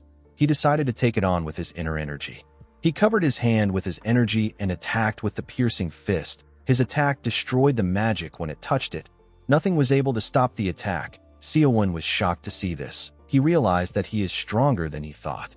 He jumped to get a better view of the area. He wanted to get his opponent's location. He was able to quickly spot his enemy. The man was shocked to see Seowon in the air. He wondered about who our boy was. He could not believe that Seowon blocked an attack that he used all his mana to fire. While in the air, our boy called out to the man. Unfortunately, he was too late. Someone stabbed the man from behind. The man was shocked to see this. He turned around to see his attacker. He could not believe that he was not able to sense the man's presence. The man with blue hair told him that he should have left enough mana for detection magic and barrier magic. He said that it is easy for him to erase his traces as an assassin. He asked the man to rest in peace. The moment he said this, the man dissipated. There were now 5 survivors in the game. When our boy landed on the ground, the man asked him if he is Seowon. Our boy asked him if he knows him. The man said that he does. He reminded him that he killed the #1 public enemy. He told Seowon that everyone is desperate to kill him. He raised his blades and asked Seowon not to resist pointlessly. He advised him to go out quietly. He said that he has never failed to take out a target he has laid his eyes on. He charged at our boy and asked him to die. Seowon clenched his fist and ran towards the man. The assassin told him that he is too slow. He raised his blades and moved past our boy at a crazy speed. He made Seowon bleed when he moved past him. He landed several cuts on Seowon's hand. When our boy turned around, the assassin told him that he wanted cut through him. He told our boy that he is sturdier than he thought. Seowon realized that his arm would have been chopped off if he hadn't covered himself up with inner energy. He could tell that this assassin is strong. The man smiled and told Seowon that his death is only a matter of time. He said that he has never failed to assassinate someone in the dark. Seowon didn't know what to do. He had faced mages until now. He didn't know how to handle an assassin. The moment he thought of this, our boy realized something. The man raised his blades and told Seowon that he will end him now. Immediately he said this, he vanished right in front of Seowon. Our boy was surprised to see this. The man reappeared next to him and used his sword to tear our boy apart. To his surprise, Seowon's body disappeared in front of him. Our boy told the man that his stealth skills are quite remarkable. The assassin was shocked to hear his voice in the air. He asked Seowon about where he is. Our boy told him that his stealth skills are nothing compared to his cloak. He grabbed the man's hands and held him down. He explained to him that he can follow the movement of someone at his level by tracking his energy. The assassin called our boy a coward for attacking him from behind. Seowon reminded him that he said that he will end him. He asked him to repeat what he said. He broke the man's arms when he said this. The assassin screamed out in pain. He asked Seowon if he thinks that he will be able to beat everyone else on his own. He advised him to team up with him if he wants to get first place. Seowon pushed his hand into the assassin's body and destroyed his heart. The assassin spat out a large amount of blood and died. There were now 4 survivors left in this world. The system announced that our boy killed Tamirin with fist arts. Seowon took the life chi of the 2 men and secured the healing scrolls they dropped. He wanted to farm quickly and get out of there because of the commotion they caused. Our boy found a martial arts manual in Tamirin's chest. He found it odd that the assassin was carrying something that didn't suit him at all. The martial arts manual is known as the Shadow Clone Manual. It is a martial art that allows Seowon to create clones of himself that can fight. The number of clones depends on his internal energy. The system asked our boy if he wants to learn it. Seowon accepted the offer. The manual slowly disappeared. Our boy was relieved to see that the assassin didn't know how to use inner energy. If he was able to learn this and use it well, it would have been difficult for our boy to kill him. The other man had a grimoire called Carmen's Eyes in his chest. It is the highest tier detection spell that is supposed to look through any stealth skill. Seowon's magic circle was too low to learn the skill. Our boy now understood how the man was able to find him even though he wore his cloak. While he was looking through the grimoire, someone fired an arrow at him from behind. Seowon unknowingly bent his head a bit. The arrow scratched his face. He was surprised to see the arrow. There was only one archer that he knew among the survivors. When Seowon raised his head up, he saw a huge magic attack coming towards him. Our boy had never seen this type of magic before. He wondered about who was using it. He realized that it was too late for him to run away. He decided to concentrate all his inner energy into his fist. He used a technique of the unstoppable fist known as Ultimate Piercing Fist to attack the magic. Our boy used his hand to destroy the powerful attack and made it crumble. The rocks fell around him.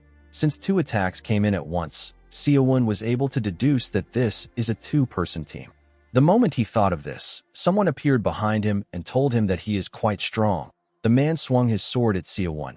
Our boy was able to dodge the attack. He quickly moved back.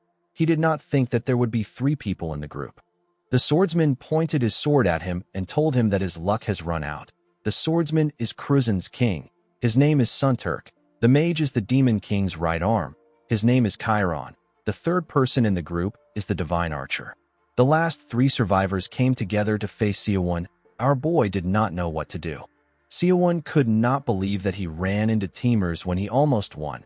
He knew that the best way to break apart a team is to create a situation where they betray each other. Our boy had to figure out the type of relationship they had with each other. Chiron jumped down from the cliff and told the king of Kruzen that it is an honor to meet him. The king referred to Chiron as a mere black mage and asked him not to speak to him. Chiron laughed and asked him to pardon his manners. He told Sunturk that there is something more important than status here. Sunturk said that he does not know if it is worth it to team up with a vagrant to obtain a better reward. Seowon realized that they did not want to team up. He carefully put on his cloak. As our boy slowly disappeared, Sunturk suggested that they take care of his annoying stealth first. Chiron said that this is easy for him. The moment he said this, he released a blinding bright light from his hand. Our boy was shocked to see this. When he looked up, he saw a large orb that released a bright light in the air. Chiron told Seowon that he can't hide again now that there is no darkness for him to hide in. Sunturk told the mage that he is smarter than he thought. Our boy did not expect the mage to use this method. He recalled that his cloak can only hide him in the dark. He did not think that his cloak would have this loophole. Chiron revealed to Seowon that he wanted to thank Sagwon for taking care of escrow for him. He said that he feels bad that he can't thank Sagwon himself. With a smile on his face, he told our boy that it is now his turn to die in the name of the great demon king. Immediately he said this, he released his magic and created a small tornado with spinning blades. The spell is known as Chaos Blade. The attack destroyed his surroundings. Our boy was surprised to see this. Most of the mages that he had met were weak at close range. Seowon believed that Chiron will use the attack if he gets close, and he might get caught up in the magic. He will find it hard to cast a spell properly. Our boy charged at the mage. He wanted to end this fight with close combat. The moment Chiron saw our boy coming towards him, he called him an ignorant bastard and fired his attack at him. Seowon went into the attack. He covered his body with his inner energy in order to reduce the damage he takes. He told himself that he will break through the attack and get close to the mage at any cost. While the blades were tearing him apart, the cloak also got damaged. The system informed our boy that he needs to repair it to access its functions again. Seowon grit his teeth to withstand the pain. The energy surrounding his body was slowly cracking, and now his cloak was also destroyed. Chiron was certain that our boy will be torn apart by his attack. While he was looking at his Chaos Blade, Chiron heard someone call out the first chapter of the Unstoppable Fist. He was shocked to hear Seowon's voice. Our boy jumped out of the Chaos Blade and charged at the man. He wanted to attack him with his piercing fist. The mage smiled when he saw him coming close. He told Seowon that he is arrogant. He asked him to give up because there is no way for him to win. He raised his fingers and cast a spell known as Dead Man's Hand. Several hands came out of the ground and rushed to grab our boy. Seowon did not expect this. Among the mages he had fought so far, Chiron was on a different level. Before the hands could grab him, our boy put his hands together and activated his shadow clone technique. The hands grabbed his clone. Seowon was able to move past it. Chiron was shocked to see this. He assumed that our boy only knew how to throw punches. He did not expect him to be able to use shadow clone magic. He told Seowon that he uses petty tricks. Our boy didn't care because he had gotten close to Chiron. He told himself that this is his victory. Chiron wanted to activate a barrier. Before he could do anything, Sunturk used a technique known as Piercing Blade to stab Chiron from the back and stab Seowon too. The mage was shocked to see his sword pass through his body. He turned around and asked Sunturk if a king does something this cowardly. Sunturk took out his sword and said that there is no honor greater than victory. He reminded the mage that he never said that he will cooperate with him. Before Chiron disappeared, he thanked him for getting rid of Seowon. The system announced that Sunturk killed Chiron with sword arts. Sunturk turned to the divine archer and told him that they are the only ones left. He glared at Zurikana when he remembered that the man was a nuisance for his army. He found it ironic that the divine archer ended up helping him.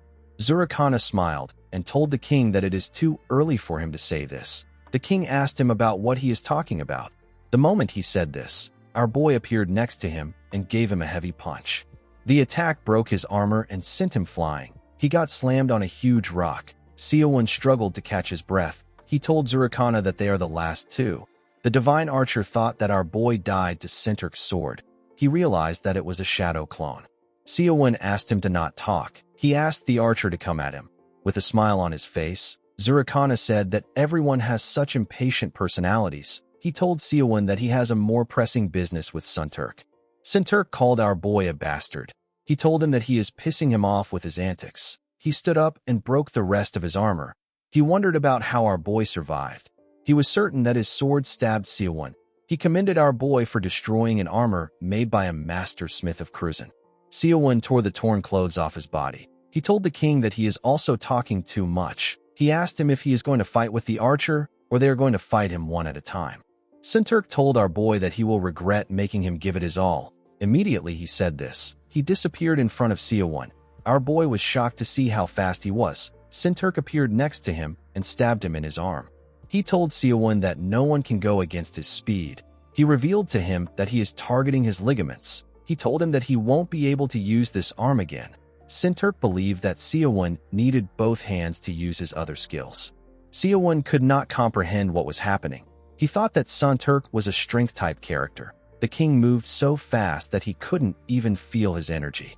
Our boy grit his teeth and told himself that he cannot lose like this. He said that he worked too hard to get to this point.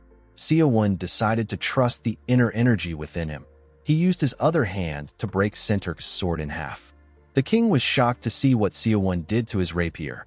Our boy took out the blade in his arm and used the black star chi palms to fire it at Sinturk at a crazy speed. The king was able to dodge it, but it left a scratch on his face. He was shocked to see that Seowon injured his face. Our boy took out a healing scroll and tore it to heal his arm. Sinturk asked him if he is going to struggle until the end. He activated a skill known as Aura Blade and created a blade with his energy. He told Seowon that he acknowledges him since he made him use his Aura Blade. Since his arm was now healed up, our boy decided to use a skill. He put his hands together and activated his Shadow Clone skill. He released all his inner energy. He was able to create several clones. Sinturk told our boy that he is using some annoying tricks. He said that the winner will always be him. Seowon called him a fraud and asked him to brace himself because he has gotten serious. Zurikana hoped that one of them would die now. He wanted to finish the match quickly. Sinturk asked Seowon to stop talking. He asked him to come at him. Although he said this, Sinturk was actually worried. His Aura Blade's maximum duration is 2 minutes. He needed to finish the fight within this time. Even though Seowon was confident, he knew that his inner energy was almost depleted. He knew that he had to end the fight immediately. Our boy and his clones charged at the king from all angles. Sinturk swung his sword at the clone in front of him. The clone dodged his attack. Before he could react, Seowon hit him in his back. Sinturk called our boy a slippery bastard. He turned around and swung his sword at him. He destroyed Seowon. The king noticed that he didn't feel his attack connect. He realized that he killed a clone. He turned around and decided to cut all the clones down without caring about finding the real one. Immediately he thought of this. Seowon hit his head. Blood gushed out of Sinturk's mouth. The king did not expect the attack. It made him lose balance a bit. He quickly took a look at Seowon. He wondered if he was looking at the real body. Our boy asked him if he likes the punch from the slippery bastard. He advised Sinturk to stop trying to find his real body. He revealed to him that clones created by his technique can use the same attacks as him, and they are as good as the original. He assured Sinturk that he won't be able to tell the difference. The moment he said this, 2 more clones jumped and charged at Sinturk with the piercing fist. Sinturk quickly jumped back to dodge the attack. The clones destroyed the ground with their attack. While he was in the air, Sinturk raised his sword and activated a technique known as Piercing Aura. He thrust his Aura Blade at the clones at a crazy speed. The clones could not react to the attack. The king pierced their heads with his attack. He told Seowon that his clones have a poor durability. He looked around to see how many clones were left. He saw that there were only 5 people left. This means that 4 are clones, and 1 is the real Seowon. Sinturk realized that he only had 1 minute left. Zurikana watched the king as he was analyzing the situation. He didn't expect Sinturk to struggle this much. Upon realizing that he didn't have a lot of options, Sinturk turned around and called out to Zurikana. He asked him to help him. He promised to reward him with anything he wants when they return to their world. Zurikana advised him to keep his eyes on his opponent. The king quickly turned around. Seowon appeared in front of him. Sinturk attacked him with his piercing aura. Our boy dodged it and attacked the man with a technique known as the undefeated palm strike. Sinturk managed to block the attack with his aura blade. The attack created powerful waves. Sinturk only got pushed back. Seowon could not believe that he actually blocked it. Sinturk was happy to see that our boy was close to him. He told him that he has got him. He pierced our boy's chest with his sword. Seowon acted like he was shocked. The clone smiled as he faded away.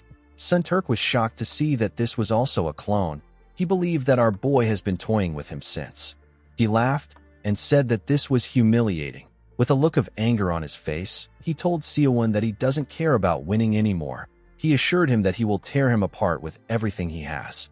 Zurikana smiled when he saw this. He realized that the king of madness has awakened. Sinturk gathered his mana and took a stance. He asked Seowon to dodge this attack if he can. The moment he said this, he pierced through 2 clones at a crazy speed. The clones couldn't even react. There were now 2 bodies left. One was a clone, and the other was the real body. Seowon and his clone charged at the king. One of them attacked him with the piercing fist, but he dodged the attack. The other body attacked him from the side. He gave Sinturk a heavy punch in his stomach.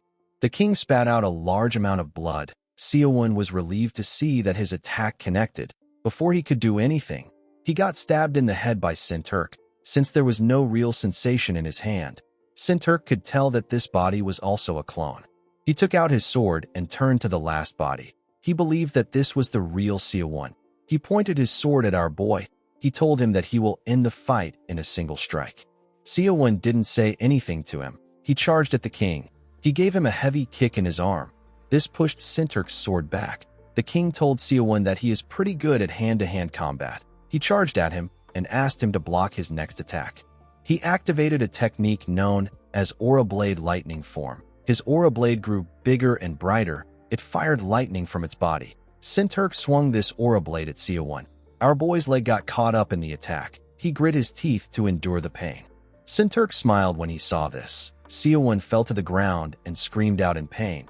He raised his head up and asked Sinturk to wait. He told him that Zurikana will be the only one benefiting from this.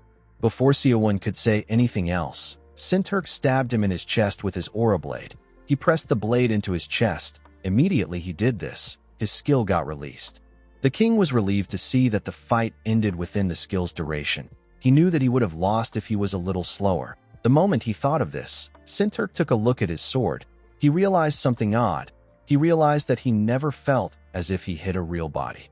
Immediately he thought of this. Our boy appeared behind him and crushed his head. The system announced that he killed Sinturk with his wrists. Seowon took a look at the chest that appeared. He knew that he would have lost if he hadn't worn the man down with his clones. Zurikana smiled and told Seowon that he never expected him to actually beat Sinturk. He raised his bow and thanked our boy for defeating the king. He said that Sinturk was difficult to deal with.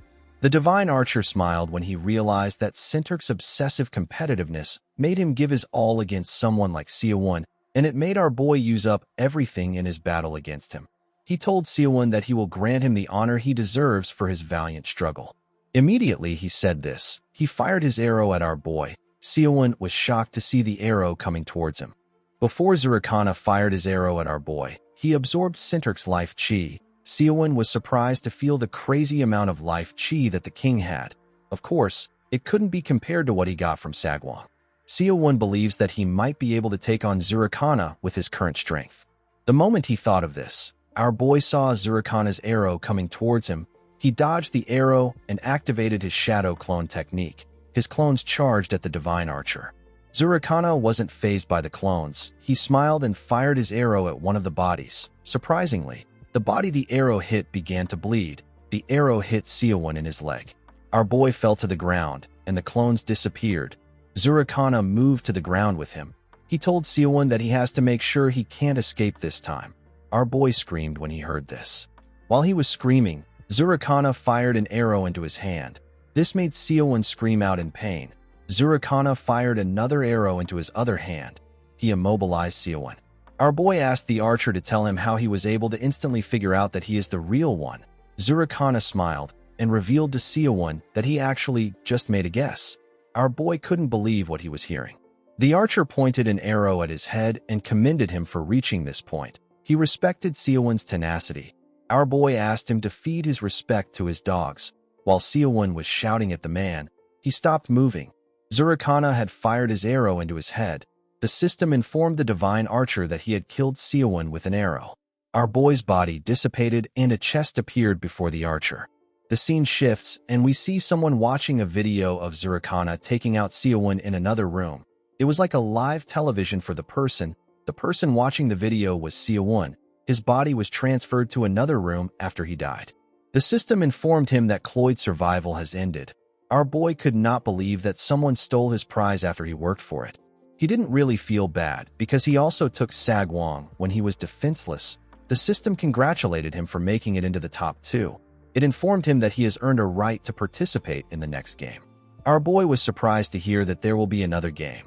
While he was looking around, the system summoned the items he acquired in the game. It revealed to him that he earned a total of 140 reward coins. The system explained to him that he can take the items he obtained by spending his reward coins. The items are worth different amounts. For instance, the Ring of Strength cost 20 coins and Cameron's necklace cost 3 coins. Seowon realized that he picked up a lot of things. When he touched the Shadow Clone Manual, he saw that it cost 130 coins. Our boy could not believe his eyes. The item cost him almost all his coins. The system revealed to him that the top 5 survivors get a chance to spin a roulette and win a random reward. Since Seowon placed second in the game, he was given 2 chances to spin. Our boy hoped that he could get his cloak or the Shadow Clone Manual. This would save him a lot of money. It would be a huge win for him. He quickly raised his head to see the roulette. The roulette began to spin and showcase items at a crazy speed. Seowon quickly asked it to stop. Unfortunately for him, it stopped at an item he didn't really care about. It stopped at Escrow's necklace. Our boy couldn't believe his eyes. He could not believe that the roulette stopped at the cheapest item. He never expected that he would receive this garbage after acquiring a lot of items. Our boy recalled that he still had one more chance. He turned to the roulette and watched it spin at a crazy speed. Before asking it to stop, our boy begged God, Buddha, and Jesus. He asked them to help him out. Immediately he did this. He asked the roulette to stop. The roulette slowly moved from Subspace Ring to Black Star Chi Palms. Fortunately for him, it landed on Shadow Clone. Seowon could not believe his eyes. He did not think that his prayer would be answered. He was excited to see that he got the most expensive item in his loot. He now had the chance to obtain other items without worry. The system presented the items he won to him. It informed him that he can use his coins to purchase additional items. Once he is done, he will be automatically transferred to the real world. Seowon looked around. He decided to start shopping for the right items. Although he was able to save a large amount of coins by winning the Shadow Clone Manual, there were still too many tempting items among the loot. This made Seowon spend a lot of time choosing the items he wanted. He had to make a few compromises and wrap up his shopping. When he was done shopping, the system wished him the best of luck for the next game. Immediately it did this. A bright light shined in front of Seowon.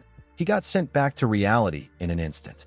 Seowon looked around to see if he was really back. He quickly looked at his hand. He saw the subspace ring he used in Cloyd's survival. When Seowon wore the ring, he became convinced that everything that happened wasn't a dream. He picked up his bag from the ground and walked out of the alley.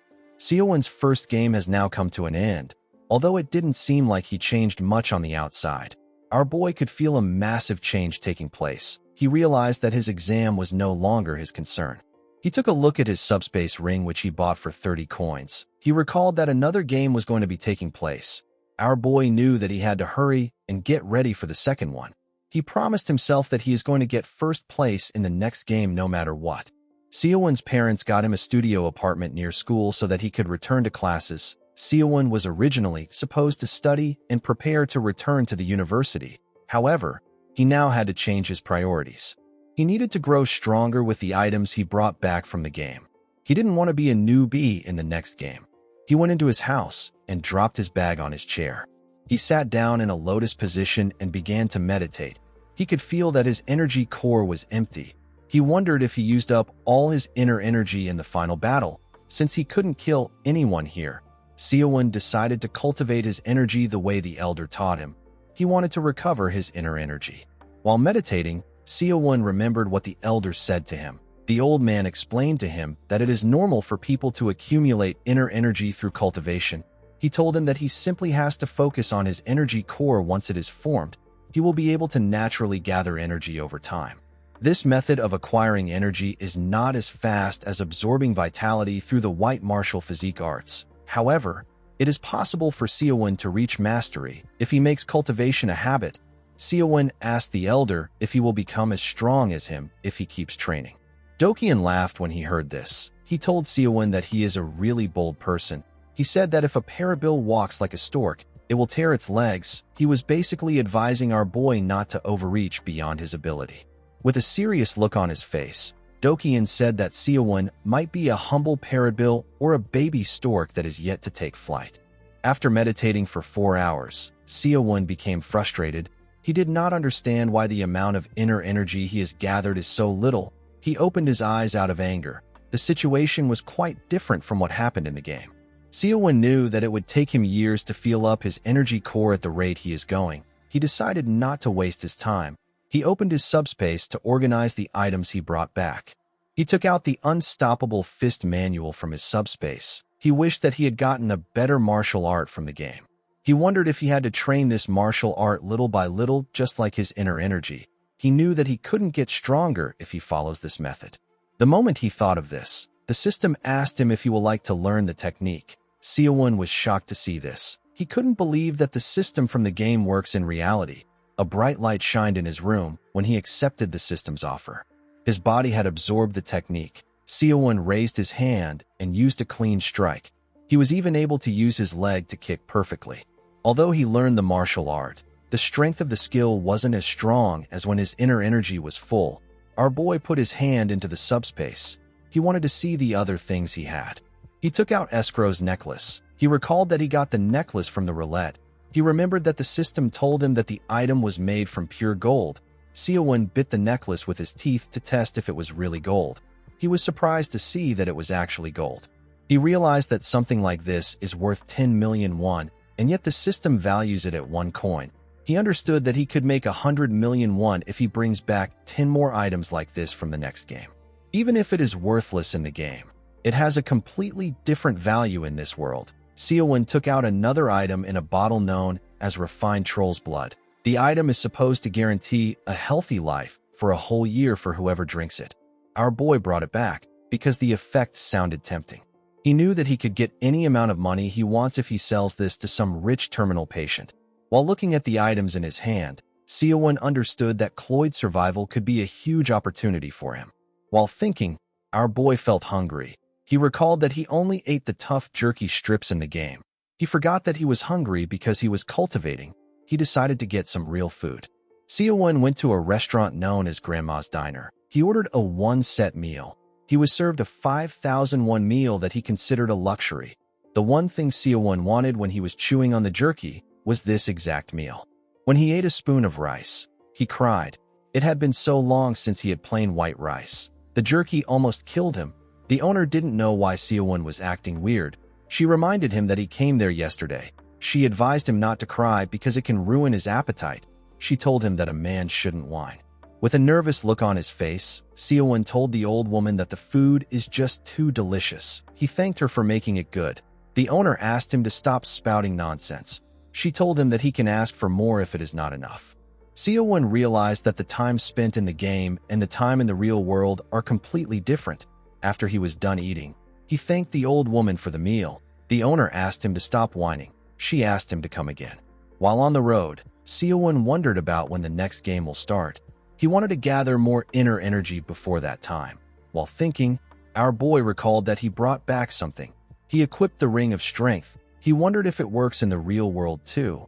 The moment he thought of this, he felt a sudden rush of energy. He decided to test it by jumping. When he went up, he destroyed the ground with his legs. He even reached the roof of the building. Our boy was shocked to feel power overflowing in his body. He quickly moved back down and landed gracefully. He hoped that no one saw him. He knew that things will become tedious if a video of him spreads online. Our boy returned back to his house. He wanted to gain more inner energy before he used his next item. He decided to just use it now. He put his hand into his subspace and brought out an item known as the Elixir of Insight. He bought this item for 50 coins. It is the most expensive item that he bought. Seo-won recalled that he couldn't move for 3 hours and his insides were on fire when he was absorbing the potion. He was a bit hesitant to take it. He eventually opened the bottle and poured it into his mouth. The moment he swallowed it, he felt something. The bottle fell from his hand and a bright light shined from his body. Our boy screamed out in pain. 3 hours later, we see steam coming out of Seo-won's room. A woman told someone that she has tried opening her neighbor's door, but the handle is too hot to hold. The person told the woman that she should have called the fire department if it was this hot. He told her that she shouldn't have called the police. The old woman revealed to the officers that there wasn't any actual fire. She said that it was just hot. One of the officers advised the woman to just leave the room alone. He said that the tenant might have just turned up the boiler by mistake. The old woman told him that it is more than that. The officer decided to just check it out. When he placed his hand on Seo-won's door, he quickly removed it. He was shocked to see how hot it was.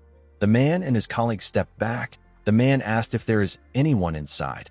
He said that he is with the police. He asked our boy if he is okay. He told him that they received a report. He asked Seo-won to open the door. He told him that they are there to help. Our boy pressed the handle and opened the door. The officers and the woman were surprised to see this. The officer revealed to Seo-won that they received a report that said that there might be a fire. While breathing heavily, Seo-won told him that he was just a bit feverish. He said that he has turned down his boiler. He asked the man to tell him why the police would come to a fire instead of the fire department. The man explained to him that the police still has to respond when there is a complaint. He asked Seo-won if he should call an ambulance for him. Our boy assured him that he will be fine after resting a bit. The officers decided to leave since our boy said that he is fine. The other officer asked the old woman not to call them for things like this again. He explained to her that they can get in trouble for responding to things like this. The woman told him that she was really shocked. After they left, Seo-won closed his door and fell to the ground. He could not believe that he nearly died. The elixir's energy boiled up like fire. If it weren't for the white martial physique arts, Seo-won wouldn't have been able to handle it. Our boy now understood that there is a risk when using the items in reality. While he was thinking, he decided to see the amount of energy he got. He raised his hand and barely moved it to use the undefeated palm strike. With the simple swing of his hand, Seo-won sent everything around him flying. When he took a look at the damage he caused, he realized that he needed to sell some of his items in order to buy things. The next day, we are taken to an outdoor training ground. We see Seo-won hanging upside down on a pull-up bar. In order to polish the unstoppable fist beyond his current level, our boy needed to do physical training. He came to this training ground to train, but it turns out that it is too crowded during the day. Our boy decided to come back later and train after sunset. While he was on the bar, he saw something weird. He saw high school delinquents. He recalled that there is actually a high school just down the mountain. A girl standing next to the kid smoking a cigarette referred to him as Dongjun and asked him if Minshik really said that he is meeting them. Dongjun called her a crazy bitch and asked her to stop questioning him. Immediately he said this. Someone told the boy that this mountain is a non-smoking area. The old man told the boy that it doesn't make sense for him to smoke as a student. The boy said that even his parents don't say anything about his smoking. He asked the old man to mind his own business. The old man told him that his parents failed to raise him properly. Dongjun was annoyed to hear this. He couldn't believe that some random old man was judging him. Seo-won noticed that the boy's friends slowly gathered around the man. The boy raised his hand and told the old man that he is going to get his ass kicked. Before he could do anything, he got a kick on his face. He slammed his face on the ground and hit the trash cans behind him. Seo-won told him that he can't punch an old man just because he is rude. Immediately he said this. The other students turned to the side to meet the boy known as Minshik. Minshik called Seo-won messy hair and asked him if they haven't met before. The huge high school boy asked Seo-won if he wants to die. Our boy realized that things have become a lot more complicated than he wanted it to be. Minshik asked Seo-won if he was the one who beat up his brother. Seo-won explained to him that his brother was the one who did something wrong. He told him that his brother showed no respect to the elderly. He explained to him that a high schooler shouldn't smoke in public if they don't want to get in serious trouble. He told Minshik that he needs to educate his younger brother properly. He told him that he had no choice but to go overboard. He said that he couldn't allow Dong-jun to hit the old man. The moment he said this, Seo-won dodged Minshik's punch. He clenched his fist and attacked the boy with the piercing fist. The attack sent him flying. The boy fell to the ground and spat out some blood. Seo-won was shocked to see this. He realized that he failed to control his strength properly. The other students were surprised to see what our boy did. Seo-won watched Minshik get up. The boy took out a pocket knife. He asked our boy where a freak like him crawled out from. With a look of anger on his face, he called Seo-won a bastard and told him that he will kill him. Seo-won realized that both the older and younger brother are out of control. Minshik moved close to him and swung his knife at him. He asked him to die. Our boy easily dodged the attack by moving to the side. Minshik swung his knife at him again. The longer our boy fought, the more he understood his situation. Fighting ordinary people had become too easy for him. Seo-won went down and kicked the boy's leg. This made him lose balance. Our boy gathered his energy in his hands. He knew that he had to control his strength in order to avoid killing the idiot. He decided to just use 50% of his strength. He used the undefeated palm strike to hit the boy. The attack sent Minshik flying. The boy spat out some blood and hit his body on a tree. The other people in the training ground quickly took out their phones and took a picture of Minshik. Seo-won was shocked to see the power of his attack. This wasn't what he wanted to happen. He decided to blame Minshik. He told the boy that his acting is too dramatic. He asked him if he is an action movie actor. He turned around and advised the boys to quit smoking and respect their elders. He asked them not to walk around with dangerous things like knives. After saying this, our boy ran. Dong-jun's friends moved close to him and tried to wake him up. Everyone else was busy taking a picture. As he ran down the mountain, Seo-won wondered why he thought of showing off his strength to an ordinary person. He knew that his life would have been over if Minshik had died. He understood that he had to properly train in order to learn how to control his abilities. A month later, we see Seo-won circulating his energy in his apartment. While he was circulating his energy, he heard his phone ringing. It was a call from his mom. His mother asked him if he has eaten. Seo-won told her that he has. She told him that she called because he wasn't replying to her texts. She asked him if he isn't sick. She also asked him about how the new academy is.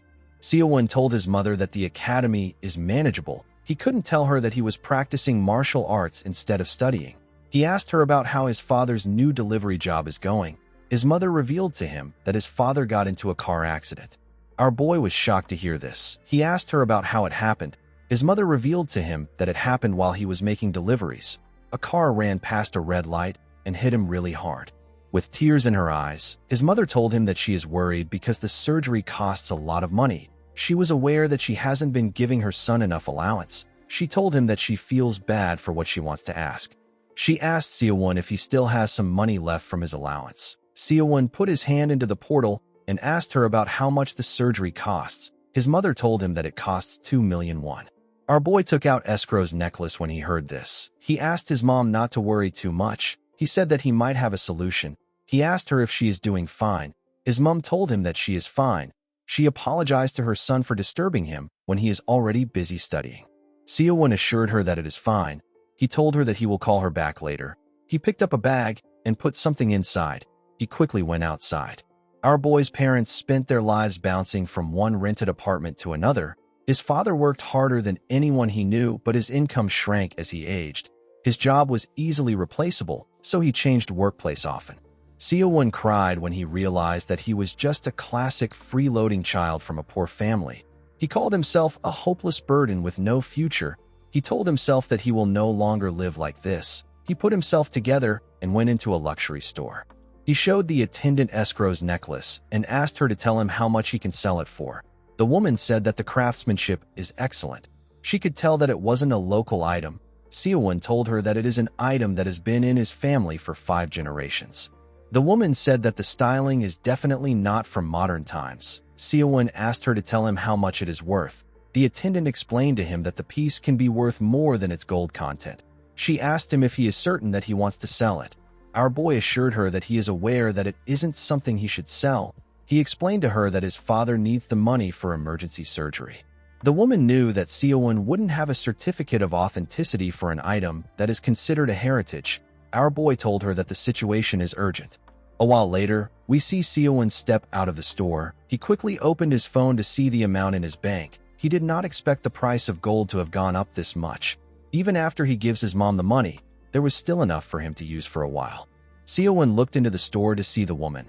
He saw that she was quite excited. He realized that he might have undersold the item. It didn't really matter to him because he needed some quick cash. Our boy knew that he had to find better ways to sell the items he brings back. He walked forward. He decided to send the money to his mom. After sending the money, he called her to inform her that he has sent it. His mother asked him about where he got this amount of money. She asked him if he took out a loan. She told him that she can't spend the money knowing that it is a loan. Seowon told her that he can't get a loan when he doesn't have a proper full-time job. He told her that it is simply the money he saved up from his part-time job in the army. His mother told him that she is really sorry. Seowon asked her not to worry about him. He said that he will visit the hospital soon. His mother thanked him for his help. Our boy got on a train and stood. While he was standing, he heard some students saying that something is fake. One of them said that it is obviously CGI. He asked his friend if he believes in things like this. His friend said that the video looks like it was filmed in secret. In the video, a man wearing a suit mentioned something about escrow's flame. Seowon recognized these words. When he looked at the student's phone, he saw the man shoot out fire from his hand. Seowon couldn't believe his eyes. Other people who watched the video for the first time wouldn't understand what is going on, but Seowon knew that this was a spell from Cloyd's survival. Our boy couldn't believe that he wasn't the only person in Korea who took part in the game. While the students were watching the video, it got deleted. The owner of the phone said that the video has been getting uploaded and deleted for a while. His friend told him that the person who uploaded the video must be crazy. At this point in time, our boy was not aware of the consequences of someone else having access to the opportunity he had. The scene shifts, and we are taken somewhere else. We see a blonde man receiving a call. The man said that he will make sure something never happens again. He said that they will cut off the internet access across the country if they have to. A bunch of men in suits stood in front of the man. The blonde man apologized to his superior. He assured the person that they will take care of the issue immediately. After saying this, the man ended the call. He turned to one of his subordinates and told him that he heard that the person who uploaded the video is Korean. He asked his subordinate to tell him what happened. The man explained to him that the number of survivors has drastically surged recently. He said that it is almost impossible for them to keep track of all the survivors. The blonde man grabbed an ashtray and threw it at his subordinate's head. The ashtray wounded the man's head. The blonde man asked him about why the number of agents haven't increased when the number of survivors did. The man fell to the ground and covered his injury with his hand. The blonde man ordered him to find and bring in the attention-seeking man. The man said that he will do it. The blonde man asked him to stop his bleeding. He told him that he will kill him if he gets his blood on his carpet. A man with a healing ability quickly moved close to the man and applied his ability to the injury. The blonde man wondered if the weaklings in front of him can even catch the survivors. He told his subordinates that he is already having enough headaches dealing with the free bears. He asked them to move if they understand.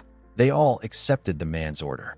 In the next scene, we see Seowon running in a forest at night. After the first game, our boy has been training at night when no one can see him.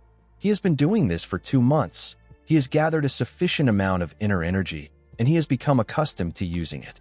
While running, Seowon jumped and activated his shadow clone technique. He created a single clone. He and the clone used the spatial strike of the unstoppable fist. Our boy was having issues with the shadow clone technique. He could only summon one shadow clone with his current inner energy, and the duration wasn't very long. As Seowon ran deeper into the forest, his clone chased after him. He and his clone attacked each other. Their fists clashed and released some energy. While our boy was breathing heavily, his clone disappeared. He fell to the ground. He realized that this was his limit. He recalled that he had no issues controlling 8 clones when he was fighting Sunturk. He wondered why he couldn't use his ability to its fullest potential. He wondered if he used too much inner energy in his last fight. His Dantian was in a pitiful state. He stood up and told himself that there is no point in sulking. He decided to go home and cultivate more. He felt hungry from training. He wondered about which food he kept in his subspace. Before Seo-won could open his subspace, he got dragged into another world. He saw different warriors like last time. Some of them seemed confused. They were all speaking different languages. Seo-won noticed that a few people looked as confused as he did before.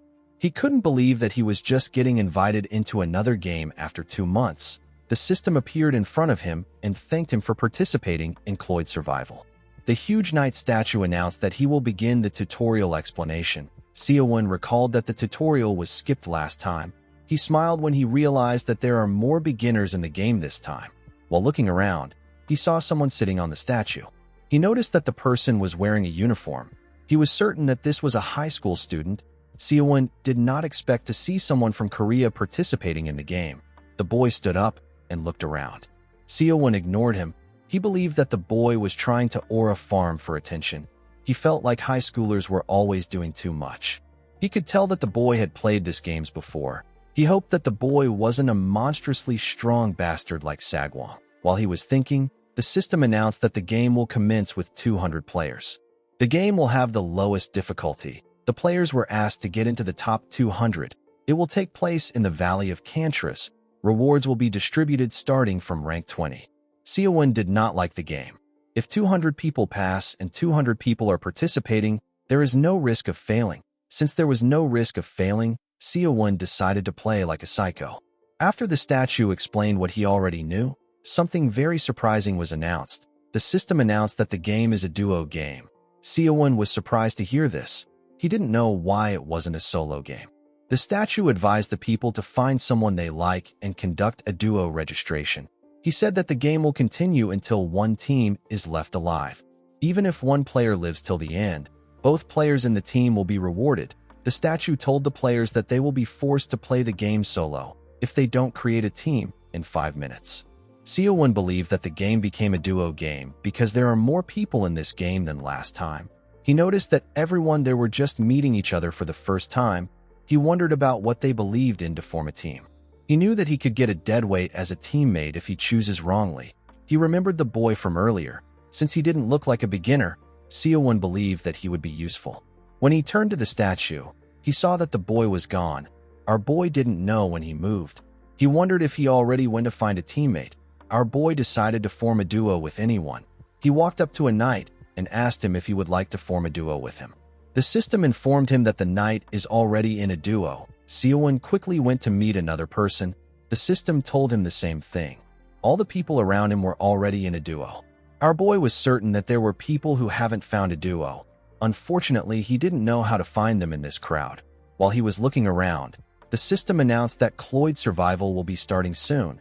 Since he didn't have any time left, Seo-won decided to kill any solo or duo players he finds. Immediately he thought of this. He moved to the sky. The system announced that day 1 of the duo game has began. Each participant moved through the sky. Seo-won noticed that there were scattered villages around the valley. He felt like this was a good place to farm. He quickly asked the system to descend. He wanted to land first and take out anyone who comes down after him. Immediately he landed on the ground. He turned around. He saw 3 different teams land in the village. Seo-won quickly ran towards their direction. After the first game ended, our boy replayed everything in his head over and over again. He also did countless mental simulations for the second game. All he needed to do was to execute what he planned. Inside the forest, we see a mage land on the ground. The mage was a beginner. He didn't know what was happening. He felt nauseous from landing on the ground. He wondered where his teammate, whose name is James, landed in. Immediately he thought of this. Seo-won appeared behind him. Before he could attack the mage, he sensed his presence. The mage quickly used a shield to block our boy's spatial strike. The mage was shocked to see Seo-won. He asked our boy about why he is attacking him. Our boy said that one is down. Immediately he said this. He attacked the mage with a technique known as bone shatter. His punch crushed the man's body. The mage spat out some blood and fell to the ground. The system informed him that his opponent has been knocked out. It asked him to finish him off with a final strike before his teammate revives him. Seo-won did not expect duo games to have this kinds of settings. He placed his leg on the mage's head. Immediately he crushed his head. He sensed something. Our boy quickly turned around. He saw a knight charging towards him with his huge spear. Seo-won quickly moved to the side to dodge the spear. The man hit him with his shield. Our boy wondered if this man is the mage's teammate. He quickly moved back. The knight asked him if he was the one who killed his comrade. Seo-won could tell that the man specialized in close combat. Due to the nature of the unstoppable fist which relies on bare hands, the most important thing to consider is how to deal with opponents armed with bows, spears, and swords. In reality, there is no way to face such weapons. Our boy has only practiced his techniques through image training. He became excited when he realized that he can try it out in the game. He even began to smile. He stood up and said that the match will be fun. The moment he said this, the knight ran towards him with a technique called charge. Seo-won clenched his fist and thrust his hand at the knight's spear. Before his hand could touch the spear, our boy opened his fist and gently pushed the spear to the side. Before he could reach the knight, he moved his spear close to him. Seo-won was surprised to see this. He quickly raised his hand to block the attack. The knight's spear bounced off his elbow. Our boy was surprised to see that the knight closed the distance and shifted the trajectory of his attack. He noticed that the knight's chest was open. He used his palm to hit the knight with the spatial strike technique. The attack destroyed the knight's armor and severely damaged his chest. Before the knight could recover, Seo-won grabbed his head and gave him a kick in the face. The kick destroyed his helmet and sent him flying. He got pushed into the village. The knight fell to the ground and lost consciousness. Seo-won placed his leg on his head and crushed his head. He had now taken out one team. The man released a lot of life chi when he died. No matter how much our boy cultivates, absorbing life chi was simply a much faster way to get stronger. Seo-won realized that there are 4 more people in the area. The moment he thought of this, something flew towards him. Our boy quickly bent his head to dodge the thing. It was an arrow. He raised his head up to see where the arrow came from. He carefully tried to trace the trajectory of the arrow. There were several houses in front of him. Our boy told himself that the arrow must have come from the houses on the side. Immediately he thought of this. He saw another arrow appear in front of him. He was shocked to see the arrow. He quickly bent his head. Unfortunately, the arrow left a cut on his face and made him spill some blood. Our boy wondered if the arrows were going to keep coming at him. The moment he thought of this, the archer fired more arrows at him. Seo-won dodged the arrows and ran. He ran into the woods. Since the archer was this accurate despite being far away from him, Seo-won wondered if it was Zurikana. He quickly deduced that this archer is not as strong as the elf. He wondered if the person is attacking alone or if their teammate is also chasing after him. He turned around and jumped into a house from the back. He wanted to figure out the archer's position. He believed that the archer's teammate will show up if he catches him. He went up on the roof to get a better view. If it were the previous game, Seo-won would be hiding in each house in order to farm, but now that he set his sight on life chi, his enemies have become nothing more than fuel for him to absorb. While he was running, he saw something coming at him.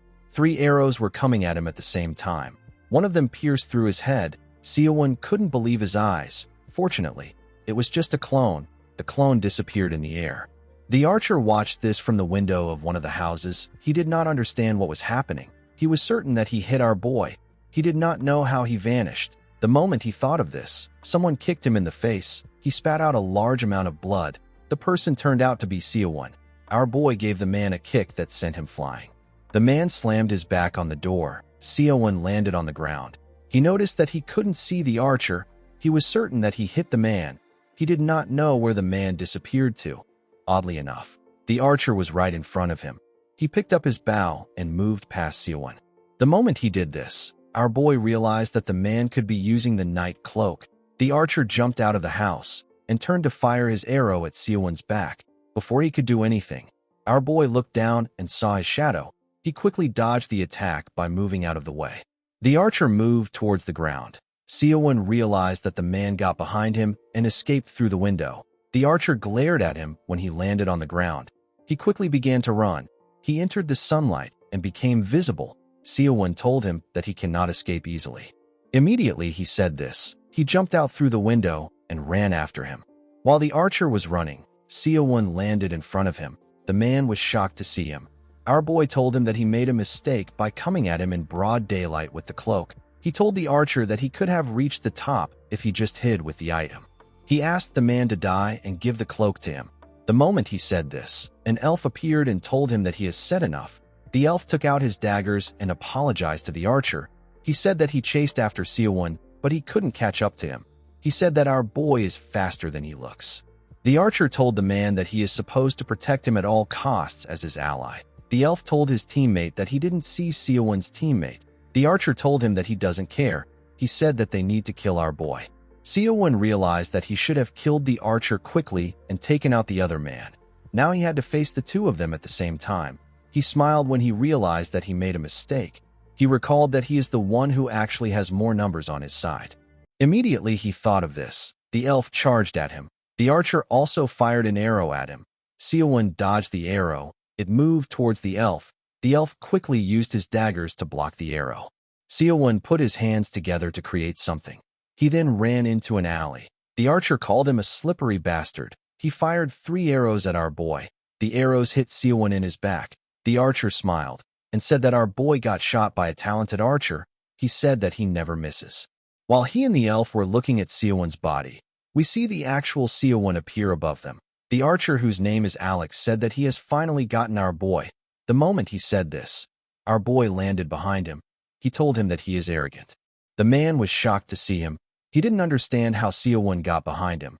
Before he could turn around, Seowon used his hand to pierce through his chest. He squashed his heart and took out his hand. He told the man that his eyes can tell him that he is somewhere. This doesn't mean that he is actually there. The system informed him that he has taken out his opponent. It asked him to take out his teammate if he doesn't want him to resurrect him. The elf raised his dagger and told our boy that he uses strange magic. He believed that Seowon was an illusionist. Our boy smiled and said that he is simply a returning student. He told the elf that he has to take him down if he wants to save his ally. The elf charged at him when he heard this. He told Seowon that he will kill him and survive till the end. Our boy charged at him too. The elf swung his daggers at him with a technique known as double strike. Seowon thrust his fist at the elf with a technique known as counter. In order to use counter, our boy needs to close in and aim straight for his opponent's shoulder. Before his hand could reach the elf's shoulder, he used his other dagger to quickly land a cut on his arm. Seowon was surprised to see this. He didn't expect the elf to be so fast. The elf moved past him and landed a cut on his ribs in an instant. The move is called Bloody Rush. Our boy realized that a dagger is completely different from a spear. The cut that the elf gave him was quite deep. If he hadn't covered himself with his inner energy, the attack would have sliced through his arm and the rest of his body. The elf found it strange that his daggers didn't cut as deep as he predicted. He believed that Seowon must be using some tricks. He said that it doesn't really matter. With a smile on his face, he told our boy that his neck is next. Immediately he said this, he charged at Seowon. Our boy wondered about what he should do. Counter was the best technique he could use against this elf, but he didn't know how he was going to counter the elf's movements. The moment he thought of this, he realized that there is no penalty for failing in this game. Seowon closed his eyes. He decided to try something else since there was no risk of failing. Instead of following the elf with his eyes, he decided to try feeling his energy and killing intent. Our boy's energy carefully moved around him. He told himself that he cannot achieve first place if he can't even overcome this. This version of Seowon, who practiced methods of using inner energy for 2 months, is not the same person who struggled after learning about inner energy from Dokkan for the first time. In fact, Seowon is one of the very few people who has a rare talent for using inner energy. Our boy carefully moved with the energy he was feeling. He ended his movement by pressing something on the ground. When Seowon opened his eyes, he saw that he was on top the elf, and he was pressing his head to the ground. He had fully restrained the elf. Our boy could not believe his eyes. The elf grit his teeth and asked Seowon to tell him how he blocked his ultimate attack so easily. Our boy wasn't listening to him. He could feel that he had broken through a wall in his cultivation journey. He put himself together and used his hand to squash the elf's head. The system informed him that he killed Carl Jr. with brute force. There were now 196 players in the game. He stood up and absorbed Carl's life chi. He opened the 2 men's boxes and took out the items they had. He took out a healing scroll from one of the chests. The system asked him if he would like to use the healing scroll. Seowon said that he would. He wanted to heal and continue farming.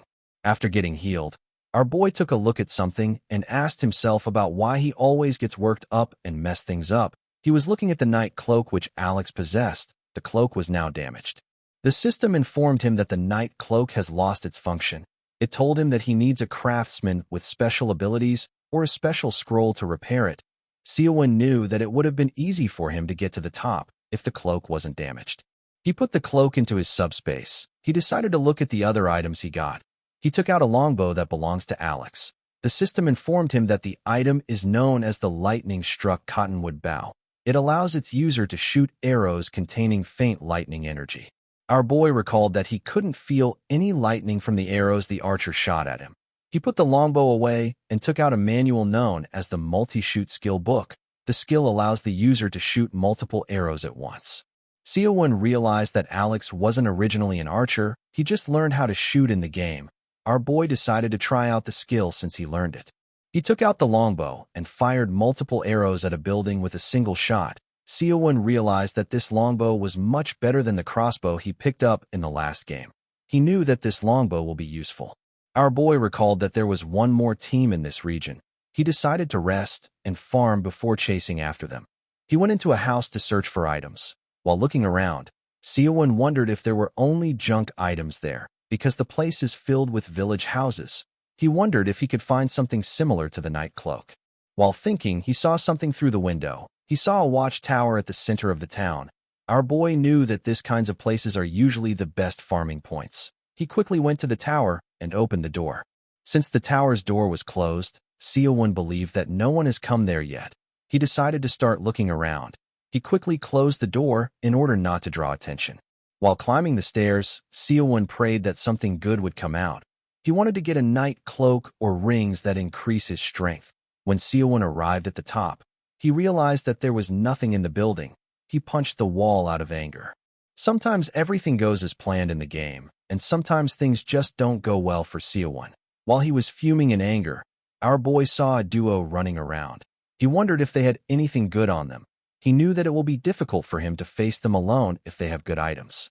He wondered about how he was going to deal with them. The moment he thought of this, he noticed something. He saw one of them pointing at the watchtower. Our boy realized that they were coming there. When they arrived at the door, the mage told his teammate, whose name is Kilroy, that the door was closed. He assured him that no one has been there. The first thing the mage found was a healing scroll. He said that this is a good omen. Seowon watched them from above. He didn't notice the healing scroll at the entrance because there was so much junk around. He didn't think that it would end up being a good bait. Our boy jumped down from the stairs. He believed that the team wasn't strong and their items were worthless because they were at the level of being excited by a healing scroll. With a smile on his face, he said that he has to strike first when he sees weaklings. The players noticed a shadow on the ground. Before they could react, Seowon landed in front of them. He quickly turned to the mage. He knew that the mage would have already started casting a barrier now if he is a little talented. He swung his hand at the mage. His attack was blocked by a barrier. His attack destroyed the barrier.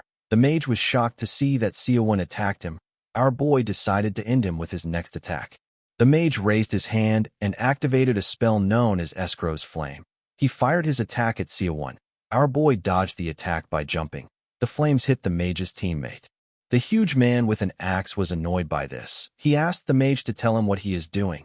The mage told him that he was trying to hit Seowon.